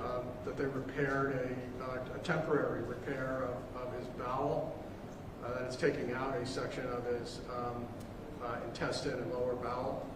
They did. They identified that injury, the scrotal injury that required removal of his left testicle, and because of, as we mentioned previously, the continued air and fluid that still remained within his chest, a second chest tube was placed at that time. And then do you recall why it was that they transferred him out of even Portsmouth? The injury to the carotid artery was felt to be such that it could potentially progress and needed specialized care not available at Portsmouth. Portsmouth is a level 2 trauma center. It needed a level 1 trauma center with specialized vascular surgeons. And did that turn out to be Boston Medical Center at the Yawkey facility? Yes, it did. And do you recall that he was, in fact, medevac, that he was flown down to Boston to receive the treatment given the discovery of the vascular injury? Yes, he was. I would like then to just, if I could briefly turn your attention to the Yawkey admission, to the Boston admission, is at page 44, which is grossly out of order in yours. I think it's at the end. Yes, I have that. And just down to the bottom of it, can you just review this paragraph and summarize what it is that Boston observes? Sure. So they observed that this gentleman had been transferred now from 2 hospitals. They summarized his injuries from his CT scans, including his fractured mandible or fractured jaw, nasal fractures, the transection or the cutting in half of his external carotid artery on the right, an injury to his left chest that included, as I mentioned, the left hemopneumothorax, or the blood and air that was outside of his lung within his chest. The first rib fracture, what's documented here is a right RP hematoma, or a right retroperitoneal hematoma, meaning a blood collection behind the abdomen. A right iliac wing fracture, so that the wing of the hip bone here that was fractured, a pelvic hematoma in that same area, the left scrotal injury, and then a fracture of his left femur. And then they summarized the previous procedures that had been done. Very well. On page 54, there's a paragraph down to the bottom that likewise, I think, recites the level, the degree of injury or concern here. Yes, they summarize all of his injuries, but they comment to begin that the patient is critically ill with hypovolemic shock, acute respiratory failure, the hemothorax, the pneumothorax, acute blood loss anemia, and that has resulted in impairment of vital organ function with a high probability of imminent life-threatening deterioration. And I probably should have done some of the vocabulary. Can you define hemothorax and pneumothorax for the jury, please? Sure. Hemothorax is a collection of blood outside of the lung or between the lung and the chest wall, and the pneumothorax is the same, but in that case, air. And on page 55, there appears to be a summary from a different physician who concurs that these injuries require involvement of highly complex decision-making to assess, manipulate, and support system failure. Yes. Does that fairly summarize Mr. Violette's condition when he reached and was evaluated in Boston on 4/5/24. Yes, that would be consistent with what we saw at Frisbee and what the documentation throughout says. And, without getting into the litany of surgical interventions, significant medical intervention was required in order to save Mr. Violette's life. Yes, it was. So those are my questions. Thank you. Attorney Sisti, cross-examination? No question. No questions. Doctor. Okay, Doctor, you're excused. Thank you for your time.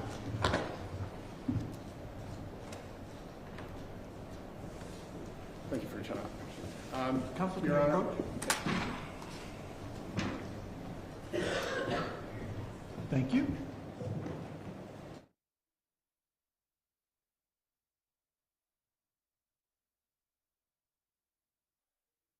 just finished the witness. This is a good time for us to take our lunch break. So we'll be back here in an hour at 1 o'clock or so. All right? Very good. Thank you all. All rise.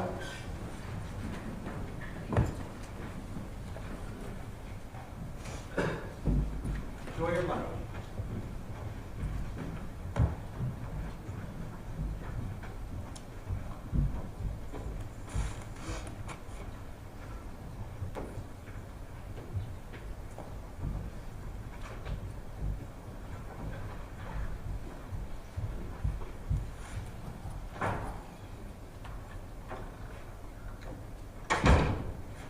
See you back after lunch.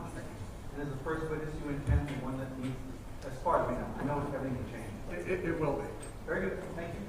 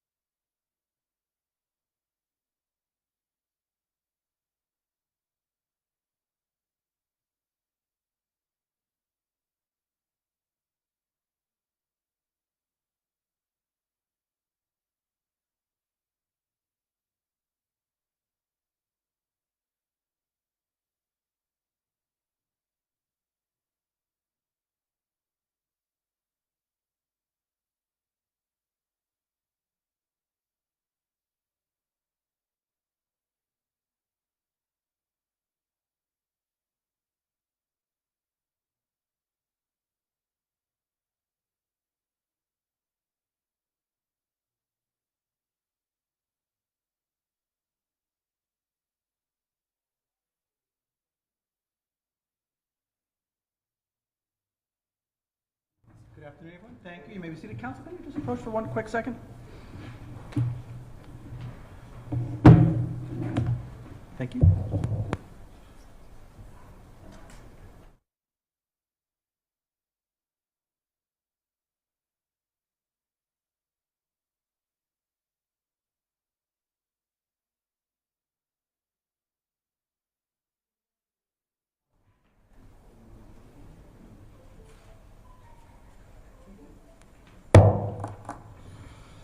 All rise, jury entering.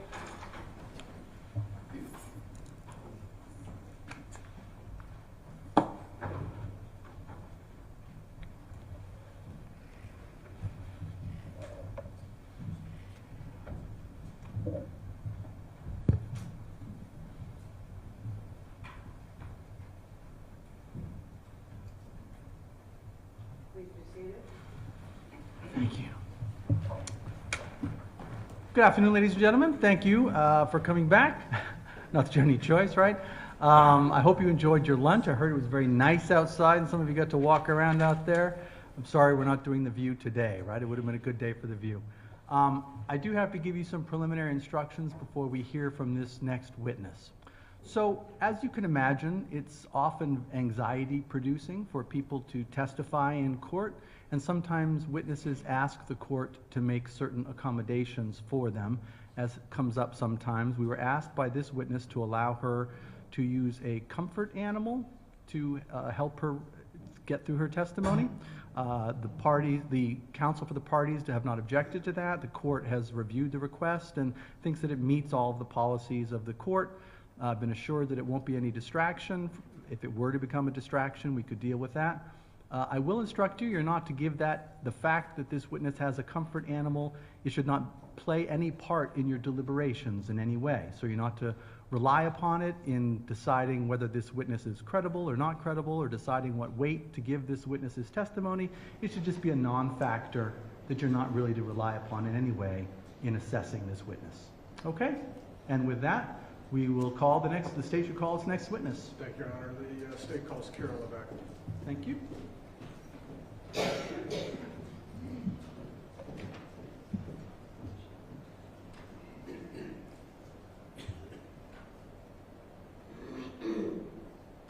I just realized I didn't mention what kind of animal it was. It's a rabbit.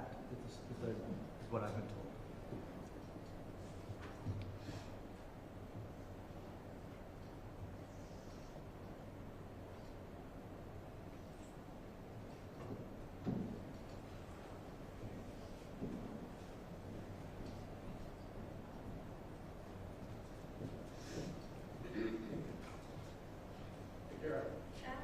You can walk right up to the witness stand.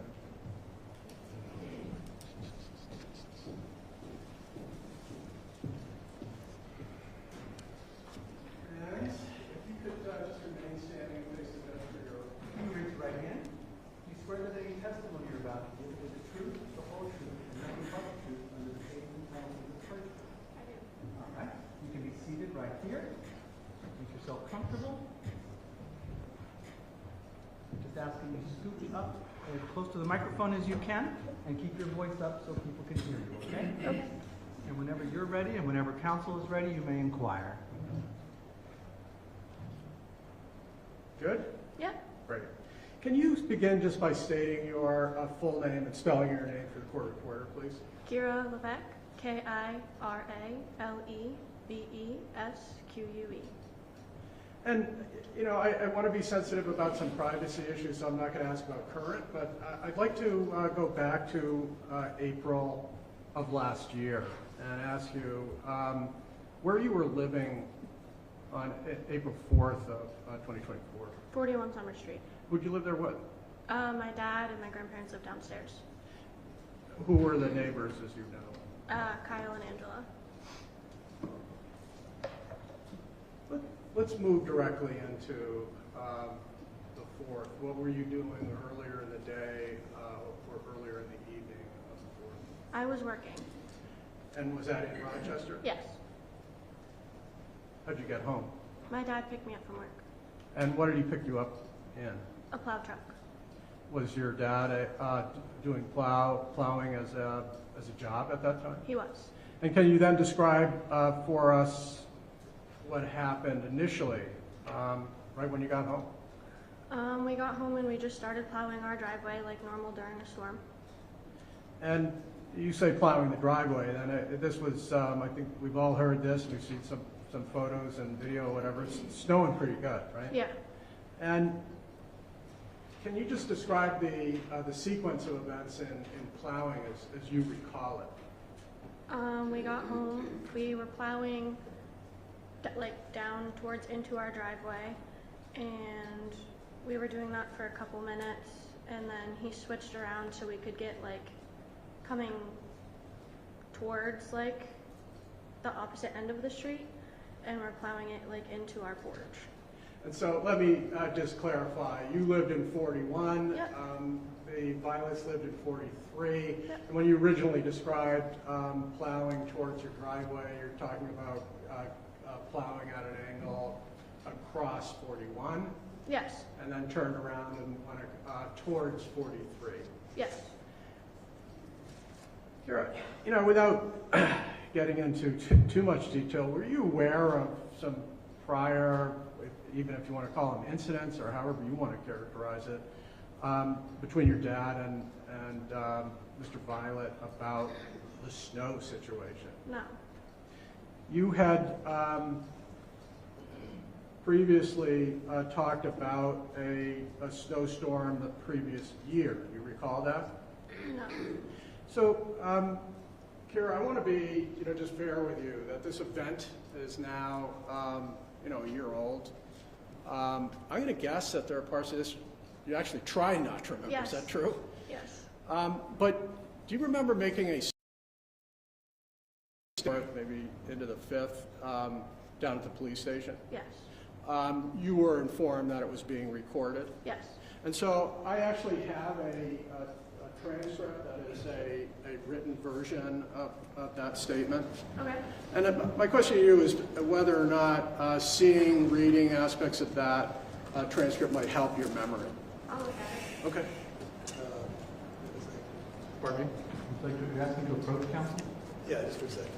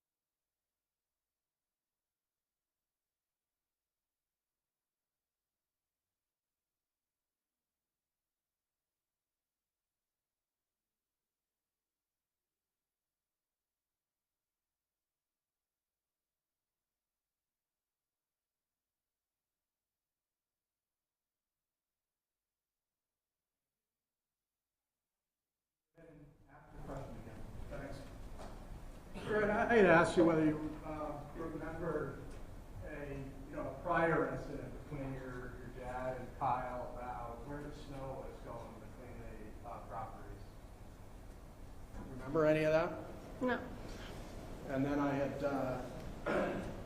referred to a prior statement that night that you had made, and just asking if it would refresh your memory. Seeing it.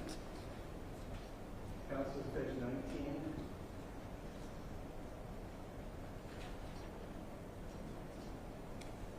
Line 20.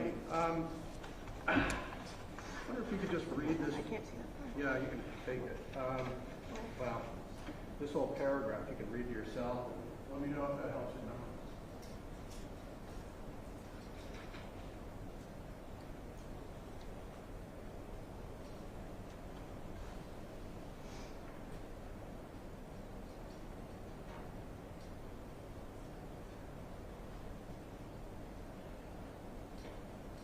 Okay. Does that help? I don't remember that.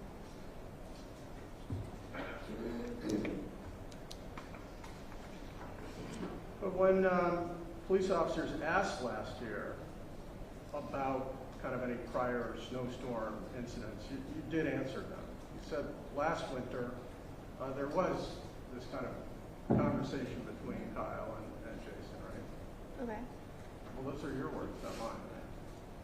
Yes. And you told the officers, yeah, I mean, there was this incident where Kyle was moving snow and it went onto your property, and your dad told Jason, Kyle, not to move it there, right? Okay. Well, you say okay. Those were your I mean, words, if I right? said it, then yeah, I just don't remember. Okay, that's fair. But you'd agree with me, these are your words. Yes. And you also went on to talk about a snowstorm, the first snowstorm of 2024. And that's right here. You can read that to yourself.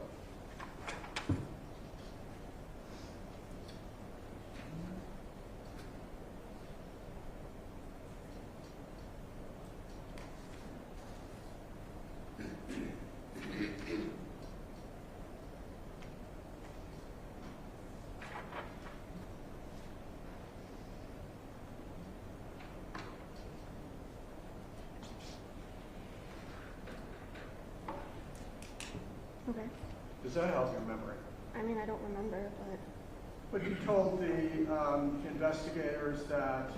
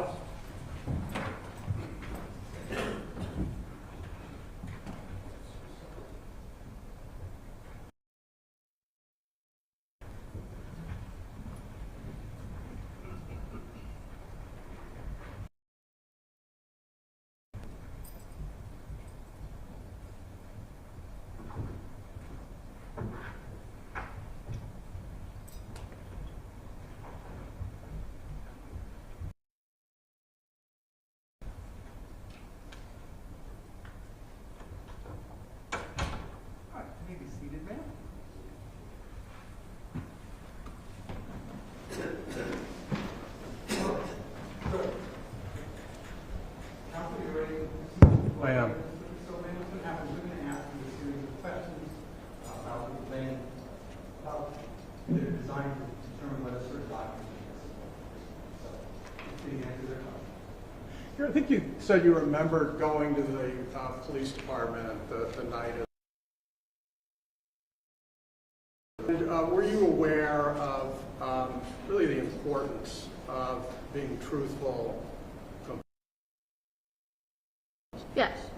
And looking back, do you feel like you were true? You made your statement about, or answered their questions about background and what had happened? Yes. And do you feel like you had a better memory of events last year? And the issues I've asked you about. Memory now.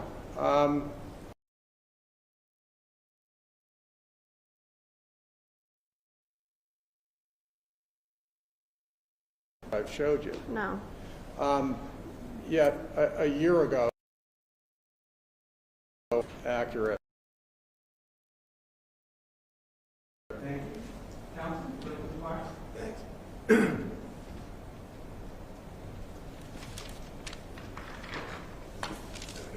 Hi, Mark. Did the police offer you the opportunity to review your statement at all? I don't believe so, but I don't remember. Okay. And can you tell the judge when this statement would have been made relative to the shooting? Maybe. It was definitely that night. So it was very quickly afterwards? I want to say they had me in the back of a cruiser at the house for maybe a half an hour. I'm not really sure. I didn't have my phone out. It was kind of just all a blur and a rush of things, but it was that night. Okay. And can you tell the judge what you thought your mental condition was then? What was your emotional condition? I obviously was very shaken up. I was in kind of just like fight or flight. I was in a very high state of anxiety. So I was worried that she was going to worry that I was hurt. I obviously was concerned what was happening with my father. I wasn't very focused. I was very high anxiety. I don't want to delve into too much either, but I mean, you're sitting there with a comfort animal right now. Yes. And why is that? Due to my anxiety. And were you suffering from such a condition back then? Yes. And that on top of the shooting, I mean, did that combine to affect, you think, your recollection and accuracy of events at the time? One more time? Yes, could that have affected your accuracy of the events at the time? When I gave my statement, I'm sorry, I don't understand what you're asking. Yeah, I mean, we're being asked now, you're being asked, let's go right to it, about some kind of a plowing incident or something like that, some preceding plowing incident. Okay. Right. Do you actually have a recollection of that at all? I remember giving my statement, but I don't remember that event in my statement. You don't even remember that event in your statement? No. And again, this is a statement that you weren't given the opportunity to review, alter, or modify in any way, shape, or form. I don't believe they gave me the opportunity, no. You never told them that what was in the statement you reviewed and it's accurate and that's exactly what happened.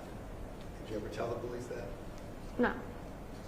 Did you ever sit down with a representative of the state of New Hampshire, the county of Stratford, and say, I've reviewed my statement, I've listened to the audio, and everything in it is true and accurate?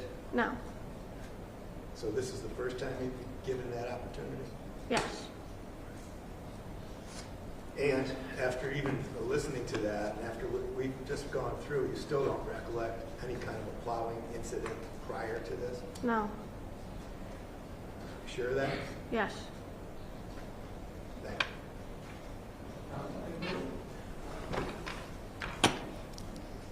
you. You've had, as I understand it, an anxiety issue for quite some time. Yes. Your anxiety issue doesn't cause you to, for instance, lie. No. You were aware that you were speaking to police officers. Yes. You were aware you were speaking to police officers about something really important. Yes. You were aware at the time that it was important to be honest. Yes. You were aware at the time that it was important to be complete and accurate. Yes. Your claim now isn't that anything in here is either a lie or not complete or not accurate. Your claim is that you simply don't remember it. No. Is that right? Yes, correct. I don't remember. But again, just a prior so-called plowing incident or snow blowing incident in the context of a shooting that took place within an hour or so, was that a big deal to you at the time? What do you mean? I mean, was this prior subject of a prior incident in a prior snowstorm at all important to you at that point then? Are you, I mean, did you think it was a focal point? Did you think that was important? I still don't understand what you're asking me. Did the police tell you that it's really important that you accurately tell them about this prior snowstorm? The one that happened that night or the one before? The one they claimed that took place before? No. And in fact, in your statement,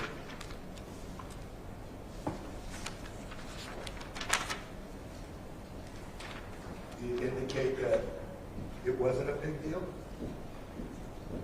If you remember? Do you remember that at all? What? Telling them that it wasn't a big deal? No. I didn't know before we said it.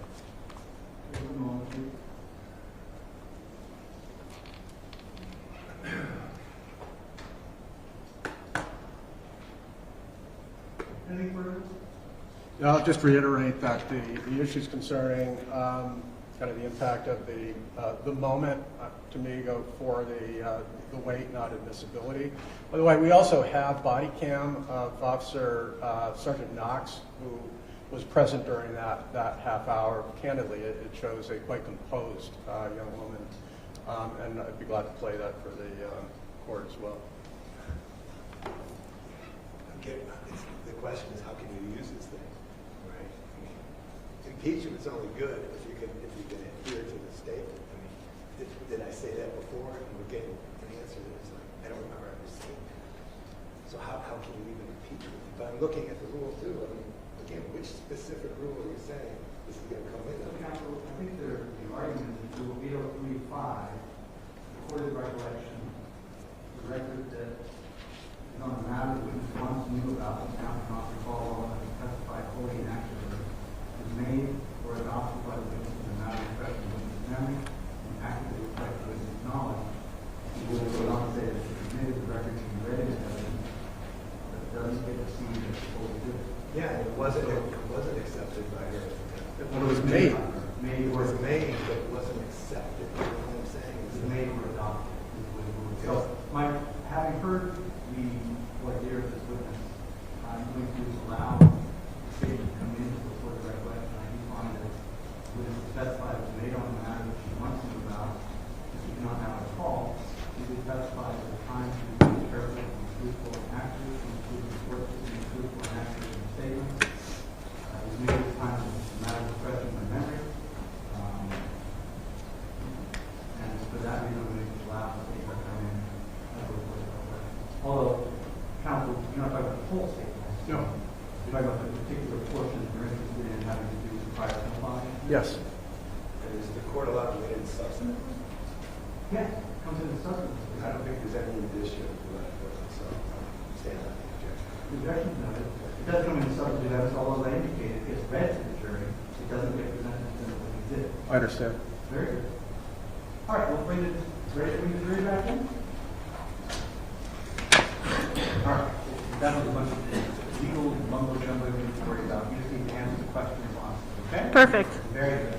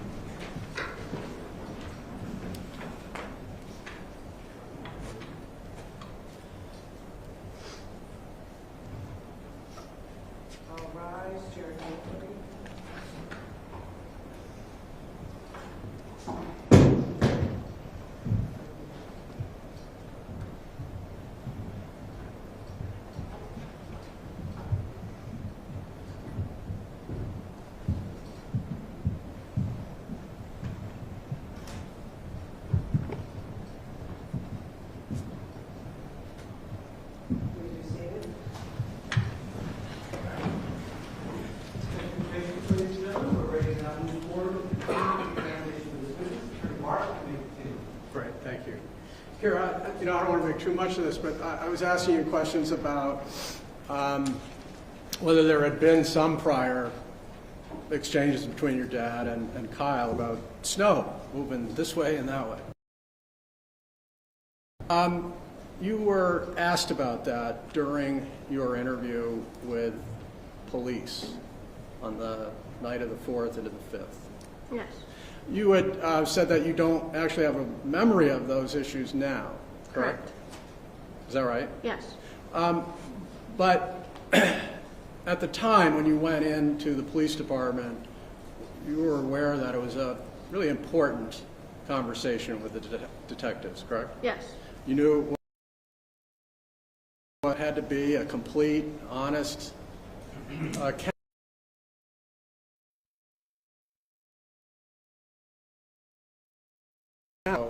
You did have certain memories that you just don't have now. Correct. And so I had asked you, did the investigators ask about the snow going back and forth? And Judge may approach. And I think here, you know that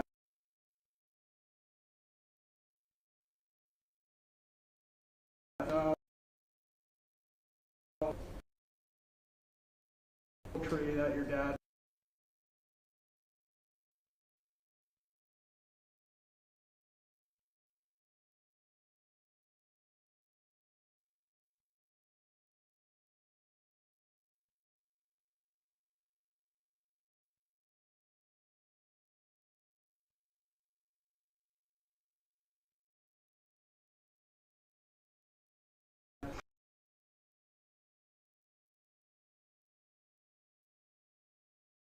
months ago, probably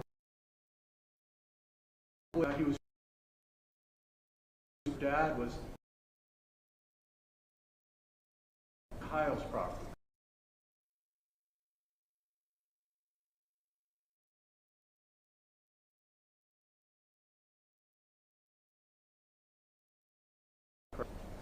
Correct?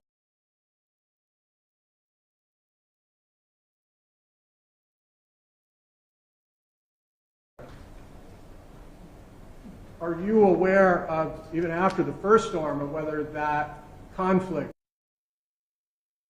with Kyle and your dad during any subsequent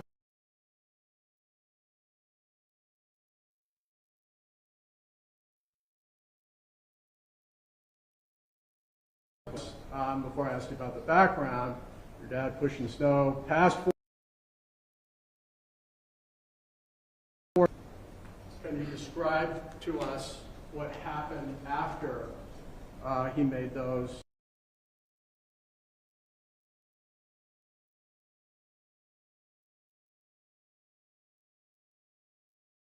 And towards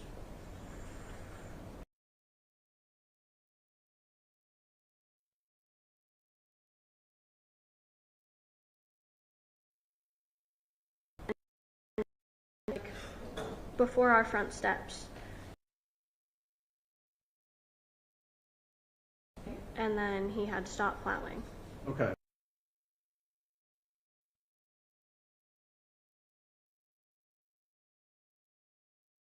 And he was done plowing and I started to get out, and as I looked up and opened my door, I noticed there was someone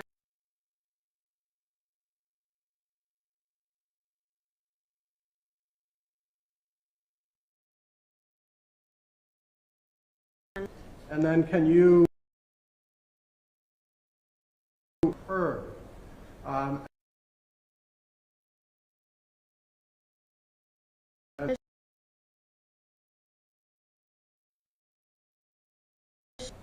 I was looking at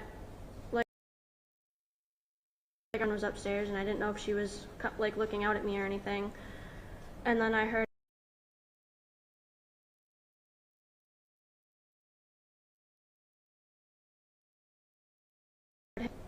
Okay.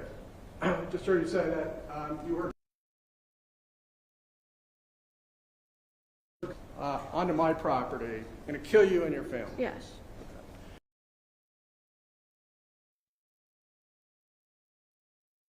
Your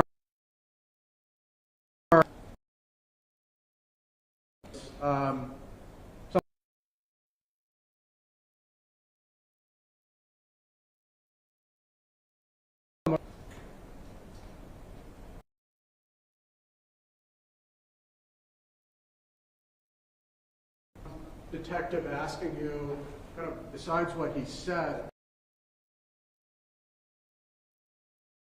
threatening in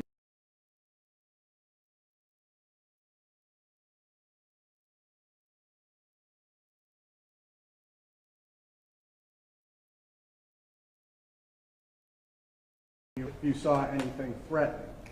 I believe that I told him that I didn't see anything threatening, but he seemed angry. He seemed like he was gonna throw a punch, but I don't recall saying anything other than that. Okay. I guess I want to be somewhat careful about, this description and your answer to whether you actually observed some physical act that was threatening from Kyle. Your Honor, may I approach? And in this instance, I'm going to ask whether this, in fact, helps your memory. Counsel, this is 13, line 4 through 7. Thank you. You need me to hold this for the No, mic? you're good.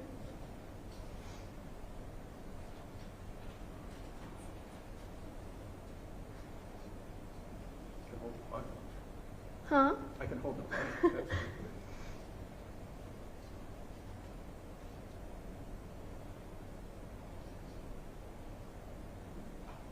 Okay. Yep. Yep. So those details kind of help? Yes.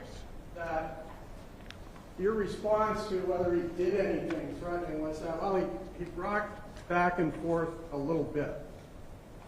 Is that right? Yes. He said, I don't know if he would have thrown a punch or something. Correct? Correct. Now,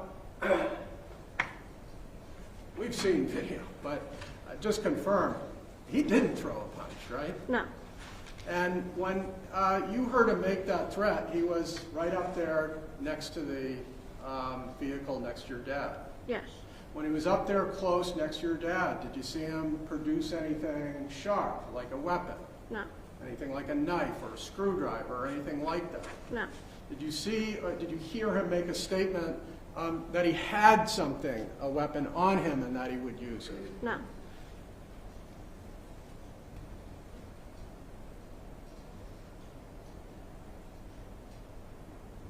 And after Kyle was at the front of your dad's truck on the other side, what happened next?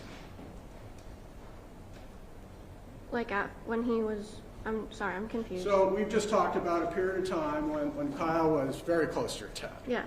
And after those few moments, seconds, what happened? What did Kyle do? So he had threatened us, and then my dad said something, I'm not sure what. I saw his lips moving. I don't know what was said. And next thing I knew, a shot was fired. And so let me talk a little bit about that. You said that when Kyle was up next to the truck, you could hear Kyle, but your dad responded. Yes.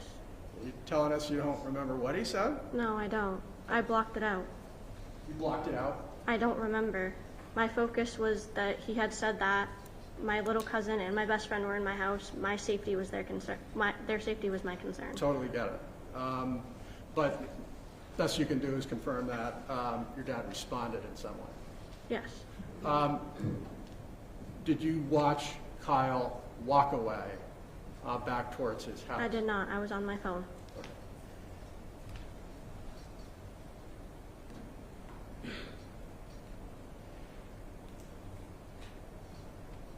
But you did see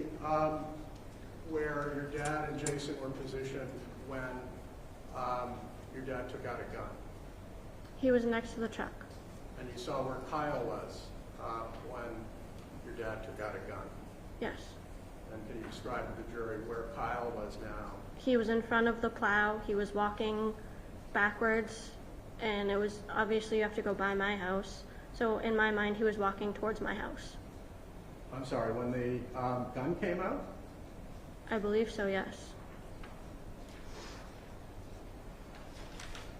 Do you remember what you told the detectives? I do not.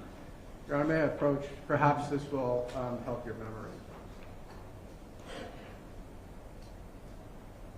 This is 15, begins at line 8.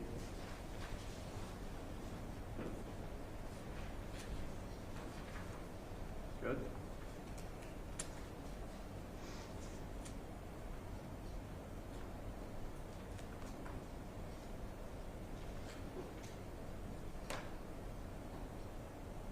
Okay. Does that help your memory of it? Not really. Okay, so what, this is the same statement where at the time you did have a memory, correct? Yes. And at the time you knew it was important to be Yes. truthful. And so what you told the detective when he asked where the shooting took place, you said, you described it and you actually drew a little map, but you said Kyle was running. And they asked, the neighbor was running? And you said, yes. They asked you, do you know why he was running? You answered, I'm assuming because my dad pulled out his gun. On the next page, you said, I would assume so. I mean, I would run too. Do you remember that? I don't. And do you remember telling the officers when the gun came out that Kyle was moving towards his house, not your house? I do not. I just want to be fair about this. This is page 16, line 1.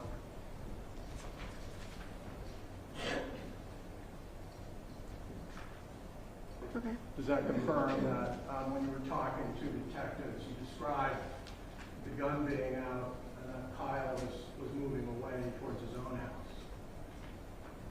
What? Does that confirm in your mind when you said, when the officers asked you, well, what direction was Kyle going in? Towards his own house. Okay. Yes. Is that truthful and accurate? Yes.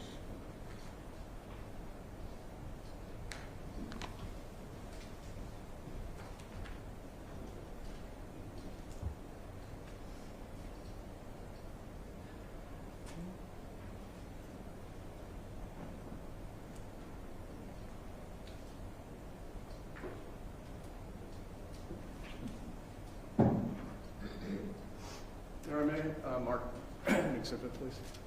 Yes. The diagram associated with We can go in full.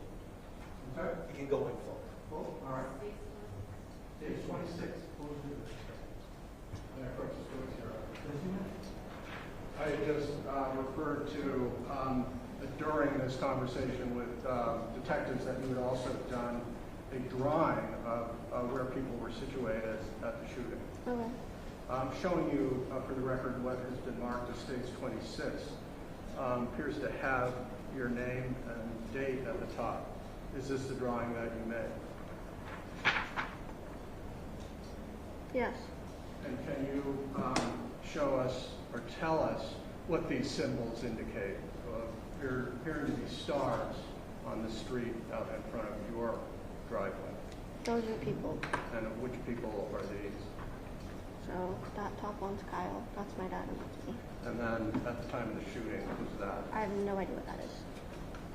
Are you claiming that Kyle was shot directly in front of the Plow? I don't really remember. Okay. There happens to be a figure, appears to be a figure, just past the corner of the edge of your house. Are you claiming that's not Kyle? I don't remember. I don't.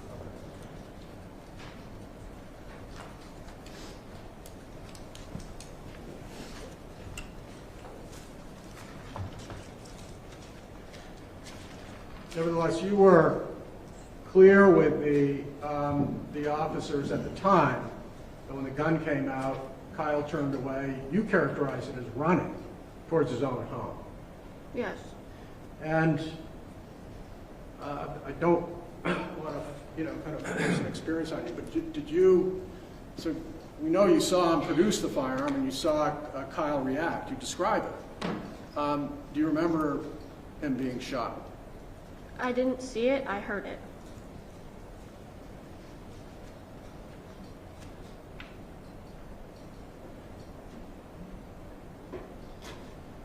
The firearm that your dad had was one that you were familiar with, correct? I knew of it, I wasn't, Well, you had gone actually out to the firing range with him and described it as a Glock, right? yes, And so you were familiar with it from literally going to a fire range with your dad. yes, You told investigators that you were aware that your dad took the firearm anytime that he plowed at night. yes. And so that's what I mean by familiar with Okay, then yes. firearm.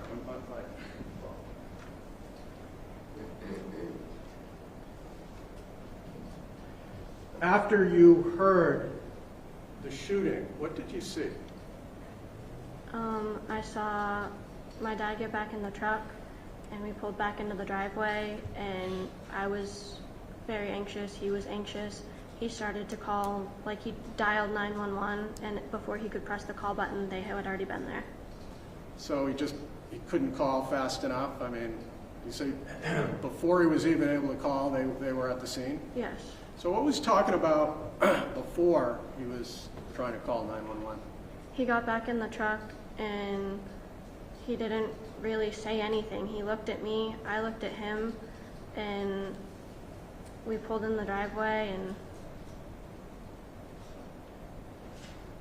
then everybody showed up, the cops showed up. My dad got out of the truck with his hands up.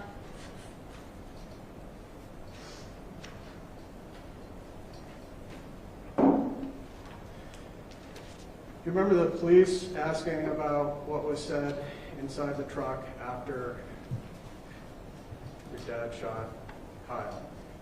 I don't remember what they asked me, but I remember they asked me questions. What's that? I remember them asking me questions. Okay.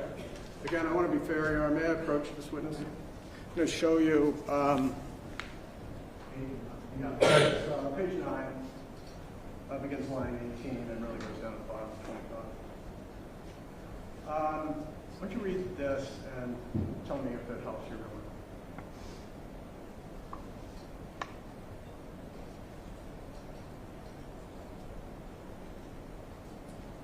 Okay. Does that help your memory or no? I mean, I don't remember him saying that, but Okay. This, again, is the same statement that you were being truthful, honest, and Yes. accurate. Your memory has just gone through a lot last Yes. year. And so this indicates that the detective asked you, what was the conversation like when you got back in the truck with your dad? Or your dad got back in the truck, right? yes, And you described it then in some detail.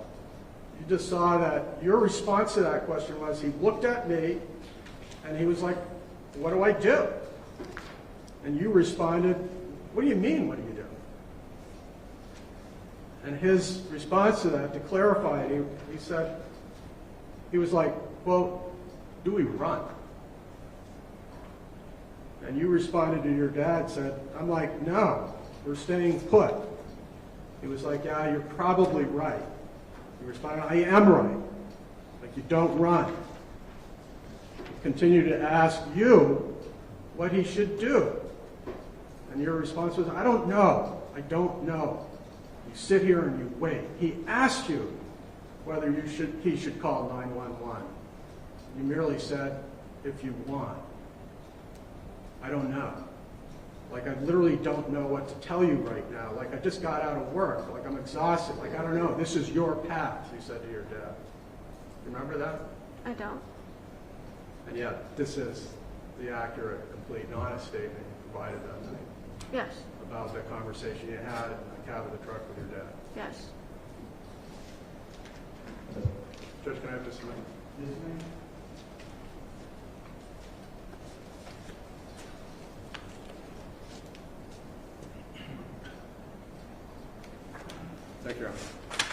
Sure, thank you. Those were my questions. As you know, Mr. Sistina will likely have some follow-up. Okay. Okay. If I may, thank you.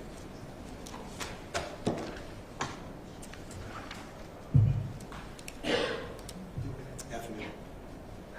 You doing all right? Yeah. How's the rabbit doing? Okay. She's jumpy, but she's good. Okay.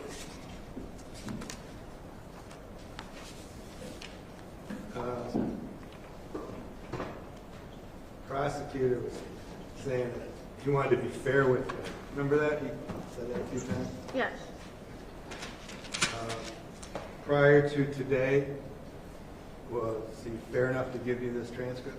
I can't see that far. Judge, I object to the characterization of it implicitly being unfair. It's cross.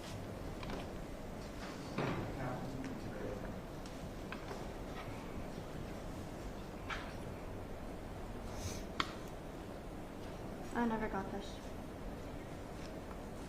You never got this transcript? I did not. This transcript that the prosecutor's been using over the past 25 minutes? No, I've never received that. Did the police, after your statement, give you an opportunity to review your statements at all? I don't remember, but I don't believe so. And between the 4th of April and today, did you sit down and have a review with the prosecution on this transcript? I did not.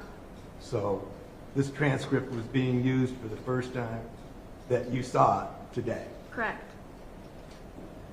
All right. We're going to go through it a little bit too, but I'm going to forget about the transcript for a second, okay? Okay. I want to talk about things you actually remember today, okay? Okay. The ones that you're under oath to testify truthfully. Okay. Okay. Let me ask you, and ask you as straight as I can. Do you remember Kyle saying that he was going to fucking kill your father and you? Yes. Do you remember that distinctly? Yes. Now, when you heard that, how did that make you feel? I was scared, obviously, because someone had just threatened me. But that had triggered my anxiety, so I kind of started to shut down and block everything out. All right, but I want to make sure this jury knows that that's something that is crystal clear, correct? Yes. Right. That is something that you surely told the police, right? Yes. Right. And that is something that is ingrained in you that you can't even shake out, right? Correct. And it makes you nervous and anxious to this day, doesn't it? Yes. Is it fair to say you felt that you were threatened that night? Yes. Is it fair to say that you believe that you could have been subjected to serious bodily injury that night? Yes. Or death? Correct. And is that what you were worried about while you were sitting in that truck right next to your father? I was afraid he was going to hurt us, yes. And that was the sense that you got, correct? Correct. And the sense that you got with regard to death or serious bodily injury was because of the behavior of Kyle, right? Correct. Now, I'm going to back off this for a second because I want the jury to understand your relationship with your dad, okay? Okay. And again, you know, I'm sorry, okay? I mean, we're in a courtroom. This is an important case. I'm going to go right to it. You love your dad, Of course. and he loves you. Yes. I mean, he's absolutely dedicated to you, isn't 100% all the time. he? And he's been your single parent guy for quite a while, hasn't he? Yes. And why don't you tell the jury how long? We've been on our own since I was in, I want to say, 8th or 9th grade. Okay. And he's been taking care of you since then, right? Yes. I mean, he's the guy that looks out after you and, you know, takes you to school when you got to go to school, right? Takes me everywhere. School, cheer practice, dance, competitions, everywhere. He's a good dad, isn't Yeah. he? And in fact, that night, he made sure to go and pick you up. I mean, it was a crummy day. It was lousy out, right? Yeah, he wouldn't let me drive. He was worried about your safety that whole day. Yes. And when you got in the truck with him that night when he picked you up, he was doing okay, right? He wasn't angry or anything, was he? No, I mean, he was tired from working, but he wasn't angry. He wasn't anything like that. You guys were getting along just fine? Yeah. And when you started plowing, did you do a couple jobs with him before he went to your house? I don't think so. I think we went right home. Okay. And where were you working? Why don't you tell the jury? I was working at a local pizza store in my hometown. Okay. One of the local pizza places? Yeah. So he picks you up, and it's during that snowstorm, and you guys were going to go right home, right? Yes. And again, who was in the house that night? I know it was your dad and you that lived there, but who else was there? My grandparents were downstairs, my little cousin was downstairs, and then my best friend was upstairs. Your grandparents? Yep. And they care about you too? Yes. And Jason was taking care of them too, wasn't he? Yes. So he was taking care of you, he was taking care of your grandparents.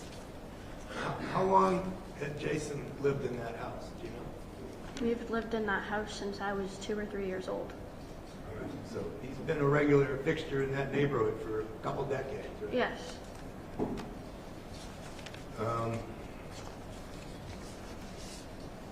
When you got in that truck that night, did you anticipate any trouble at all? No. It was just a regular night. Yeah. And when you were plowing in front of the house, was there anything weird about it? I mean, was it just the typical plowing thing that you were doing? Yeah. Now, the jury is seeing some videos of the whole, not the whole thing, but as much as we could capture on video, okay? Okay. Would it be fair to say that you didn't capture the whole thing either? No, I did not. Would it be fair to say that the things that stuck out to you were the fear that it created when Kyle confronted your father? Yes. And the fear that it created and has been continuous with regard to the threat on your life? I'm sorry, one more time. The fear of the threat on your life? Yes. And as far as your dad was concerned, he wasn't swearing or anything at Kyle, from you recall. Do you recall? I don't remember. He wasn't aggressive toward Kyle, was he? I don't believe so. In fact, Kyle came up abruptly and without any notice, correct? Correct. I mean, he kind of surprised you too. Yes. And did you notice that your father just stood up and stood in one place and didn't even move for a while? I wasn't paying attention at that time. My concern, I was starting to get out of the truck, and that's when I noticed him. And as soon as I got back in and shut my door, I noticed my father had stepped out. Okay, so you got out of the truck and you were just going to go in the house or something? Yes. And then Kyle came? So Dad parked, and I was getting ready to get out, and as I opened my door and looked up, I realized Kyle was right there, and I just got back in the truck and shut the door. Okay, why did you shut the door when Kyle was? Because he was right there, and I wasn't going to walk past him. I didn't know why he was over here. I didn't know what his intentions were. All right, but then you got to hear his intentions, right? Yes. And he claimed that your father was plowing snow into his yard or something like that? Correct. But you were right in that truck, right? Yes. You guys weren't plowing snow into the yard? We were not. So did that make any sense at all to you? No, there's a telephone pole in the way. When you describe Kyle, would it be fair to say that he was enraged? Yes. Would it be fair to say that he was acting really strange? I mean, he was rocking back and forth, so I'd say he was angry. You know, the prosecutor asked you whether or not Kyle had anything in his hands or anything, said he had anything. You didn't know if he had anything or not, do you? His hands were in fists, so he had nothing in his hands. I don't know if there was anything in his pockets. Right. You didn't know if there was anything in his pockets? Your father wouldn't have known either, right? Correct. But all you guys both knew is that you were being threatened. Correct. And you didn't even know why, right? Correct. It made no sense to you, correct? No. That somebody would be that enraged and that violent for no reason whatsoever, correct? Correct. And the reason you got back in the truck is because you were scared of Kyle. Yes. So this only took seconds. You know that, right? Yeah. And he came upon you unexpectedly, and he made a threat, and it didn't make any sense to you at all. Correct. The detective in the case wanted to know whether or not Kyle was close enough to your dad, or if he threw a punch, he would hit your father. And was he close enough to your dad where if he threw a punch, he would hit your father? I believe so, but I'm not 100% sure. Okay. But they were close up, right? They were close, yes. And you know what? I mean, what's weird is that the jury probably has a better view of how close he was to your dad than you did. Because they got to see the videos. Did you get to see any of those? No. Probably don't want to either. Nope. Now, after the shots were fired, okay, your dad drove the truck right into your driveway. Yes. And would it be fair to say he made no effort whatsoever to try to avoid the police? He didn't. In fact, he drove into the driveway. You guys, I take it, you guys were in some kind of a confused, scared state at the time. Yes. There was some exchange at the time. You know, should we go? Should we stay? Yeah. But that wasn't a big thing. Your father wasn't saying, "Well, I'm leaving anyhow" or anything. No. It was just something right after the fact that something came out. Right? Yes. And what he actually did is he parked the truck and he shut it off.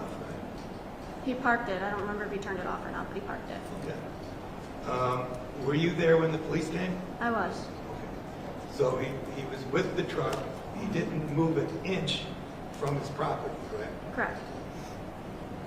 And he was about to dial, I'm sorry, he had dialed 911. He was about to engage me, correct? Yes. So he was taking that affirmative act at that time to contact emergency services, right? Yes.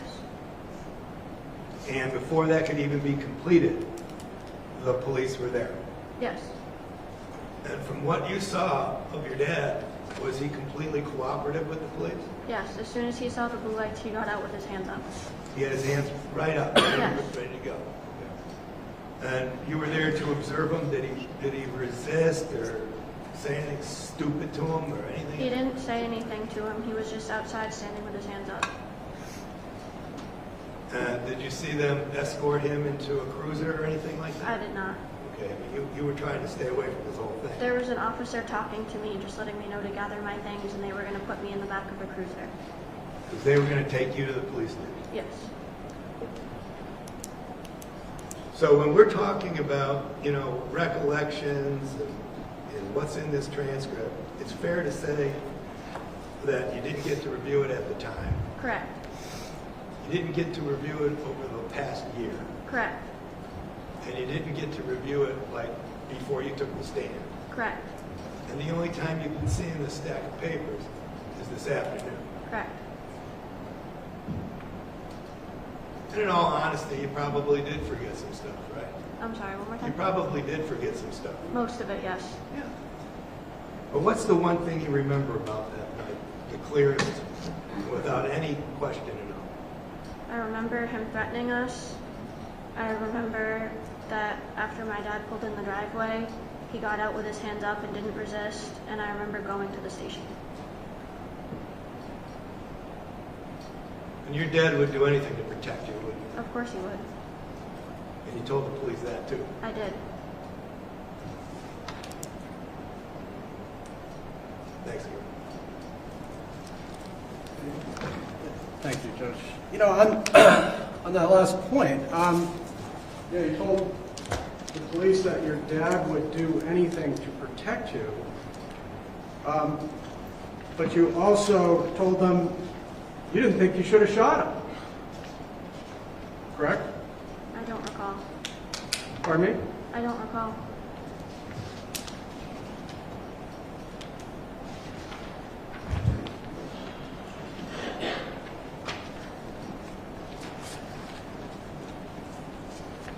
They approached Judge. Yeah. Hey, 20. 21, 26, 13. Can I ask you to read that?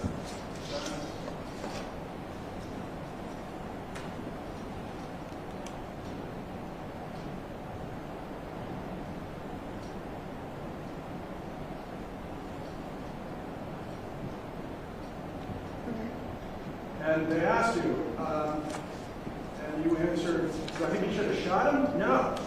Repeat it again. Do I think you should have shot him? No. Correct? Correct. And isn't that based on all the facts and circumstances you knew and saw, right? Okay. Correct? I don't, what are you asking? I'm sorry. You answered them that you didn't think you should have shot him because you were there to hear and see the events, correct? Correct.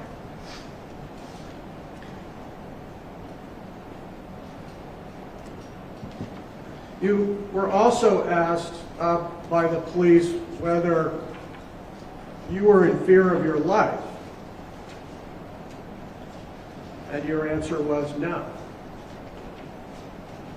Because my dad was there.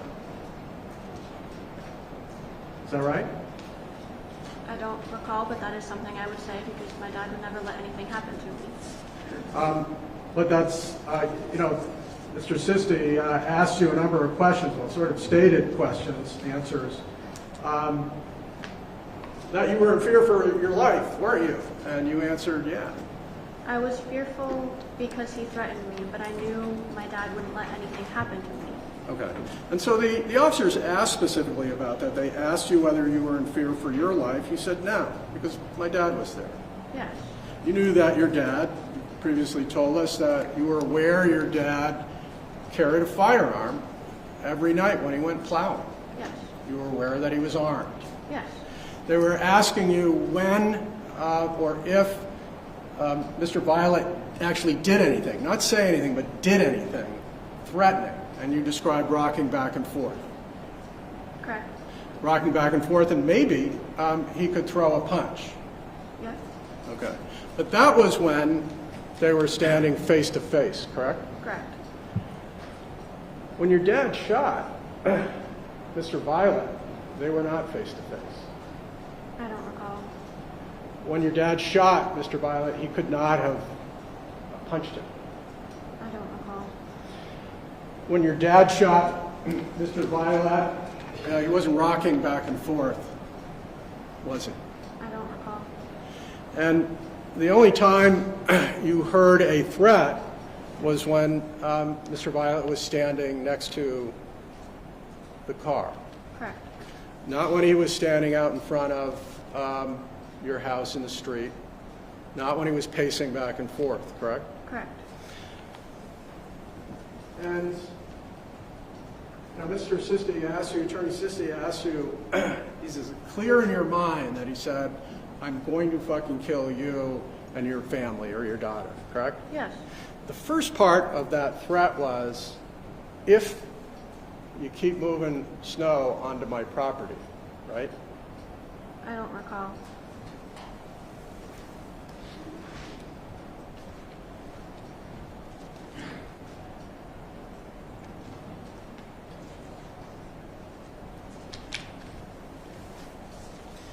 You certainly recall that he came over and was saying, I'm sick of you putting snow in our yard, correct? I don't remember that.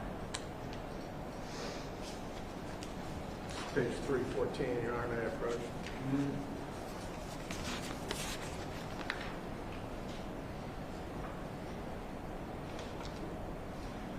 So this is page 3, Council 12 through 18. If you could just read that to yourself, see if that helps you.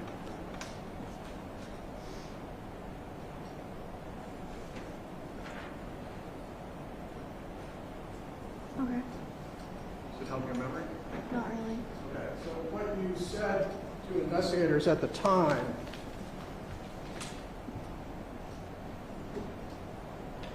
I got back into the truck and I didn't catch all of it, but I started listening. And all I heard was, I'm sick of you putting snow in our yard, which we weren't, putting snow in his yard, whatever. And like got bits and pieces of it, and all I got was, I'm gonna fucking kill you and your daughter. That's all I got. Correct? Correct. So you heard something about snow getting pushed, and you heard a threat. Correct. And after that, Mr. Violette walked away. I believe so. I don't remember. And you at the time just said to the officers that he pulled a gun and that Mr. Violette was heading back towards his own home. He was walking. Described it to the officers as running. Okay. Fair, walking quickly back to his... I don't remember. Okay. The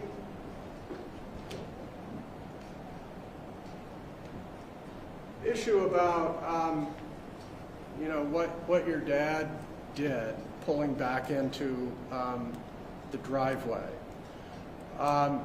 He didn't end up running, but he did have the conversation with you about whether he should, right?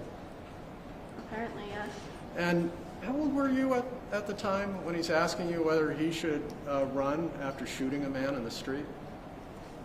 I was 19. And it was you who answered him, no, stay right here. Correct.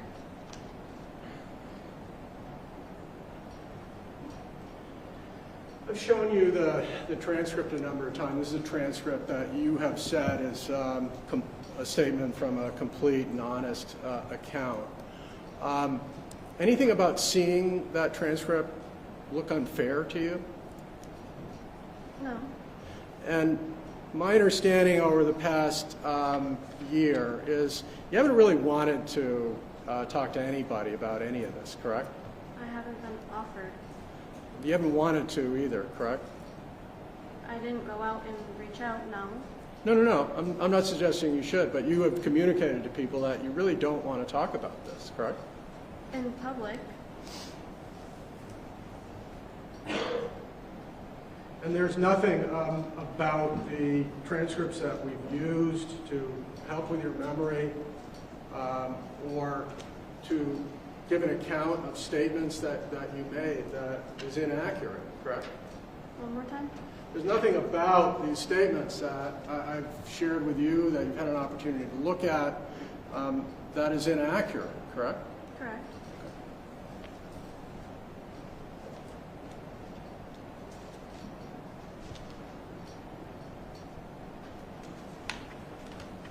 Thank you.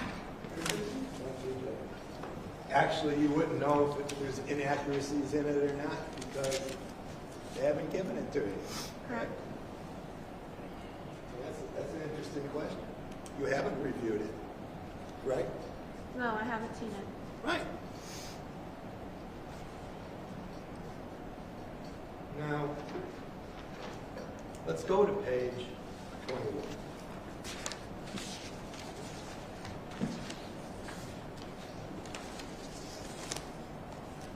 All right, and I want to ask you something, okay? Nobody wants to shoot anybody anytime, right? No.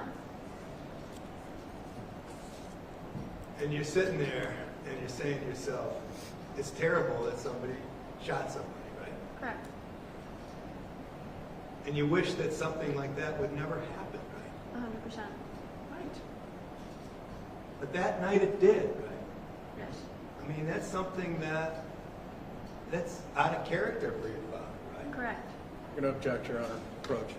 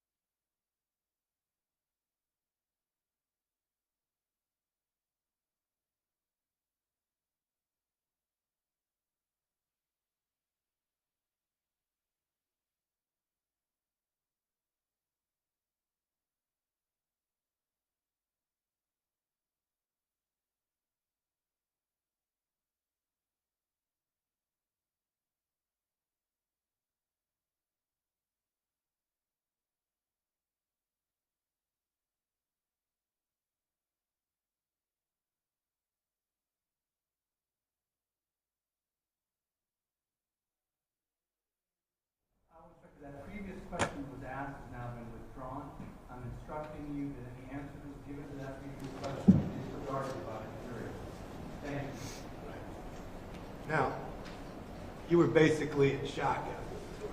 Yes. And your father was acting nervous, correct? Yes. All right? He didn't know what to do, right? No. Both of you were there wondering what just happened, right? Yes. And the fact of the matter is that the detective that night basically asked you some questions about that situation, and one of them was that when he ultimately shot the neighbor, okay, was it wrong at any point in there? And you said, do I think he should have? No. Do I think he was just reacting out of someone threatening his kid? I think that is, we all react in different ways. I think he was just, in the end, trying to make sure I didn't get hurt. And I know he will do anything to keep me protected. Do I think he should have shot him? No. Do I think it was his just automatic response of my kid's in the car, I need to protect her? Yes. Is that your opinion today? Yes. Right. Was there any question in your mind that your father utilized that firearm to protect you? Yes, that's all he was doing, was protecting me. And was he protecting you because you were clearly threatened by somebody? Yes. And it scared you? Yes. And he was trying to take care of you? Correct.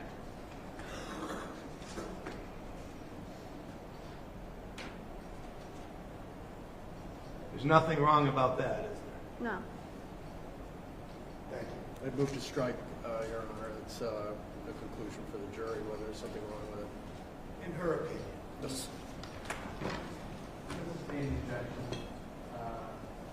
The anti-firearms restriction May I approach? Yes.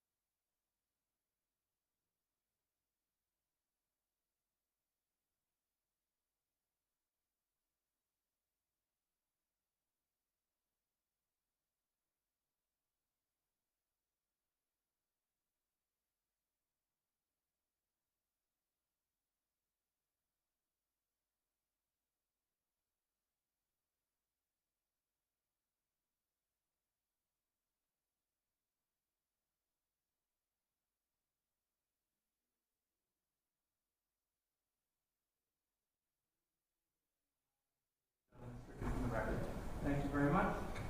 Can this witness be excused? Yes, Your Honor. Thank you. Yes. Ma'am, thank you for your time Thank today. you.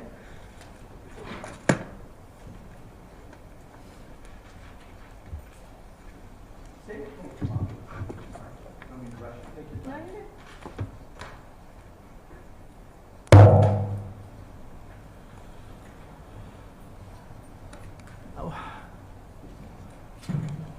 Why don't you come, let me just try and get a sense of timing here.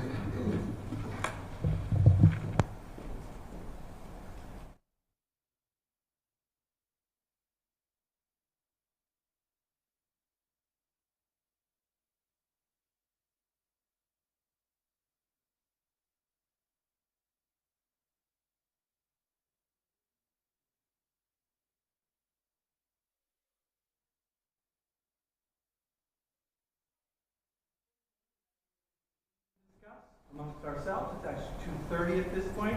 It's time for another break. So we're going to take a 10-minute recess, give you a chance to stretch your legs, use facilities. All rise to the jury, please.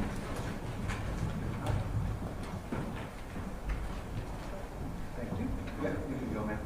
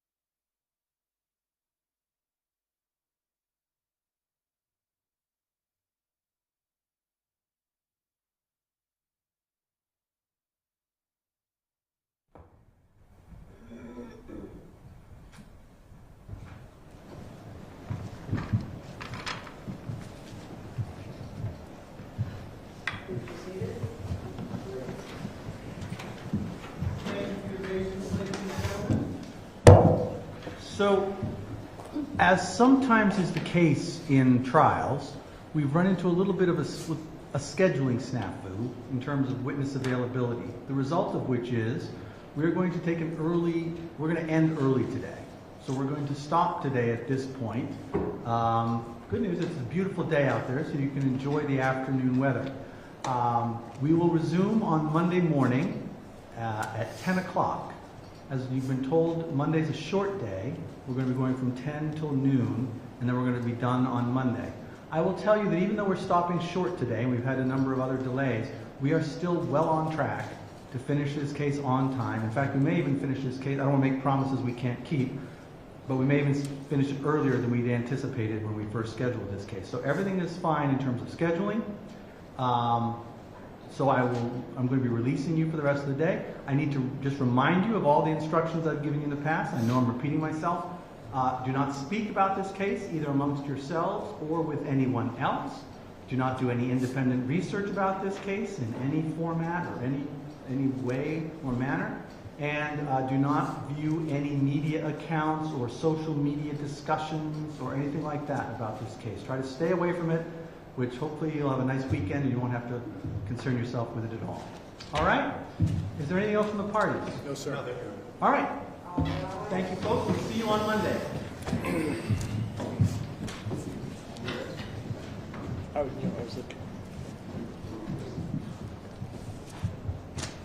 your weekend.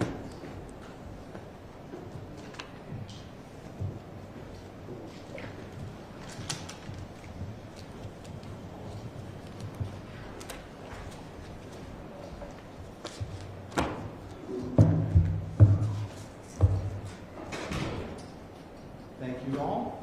Obviously, to the extent that any decisions are made over the weekend in terms of motions, to the extent you can get those in over the weekend so that you can have a heads up about what's coming on Monday morning, that would be helpful, but I'll leave it to you all to figure that all out.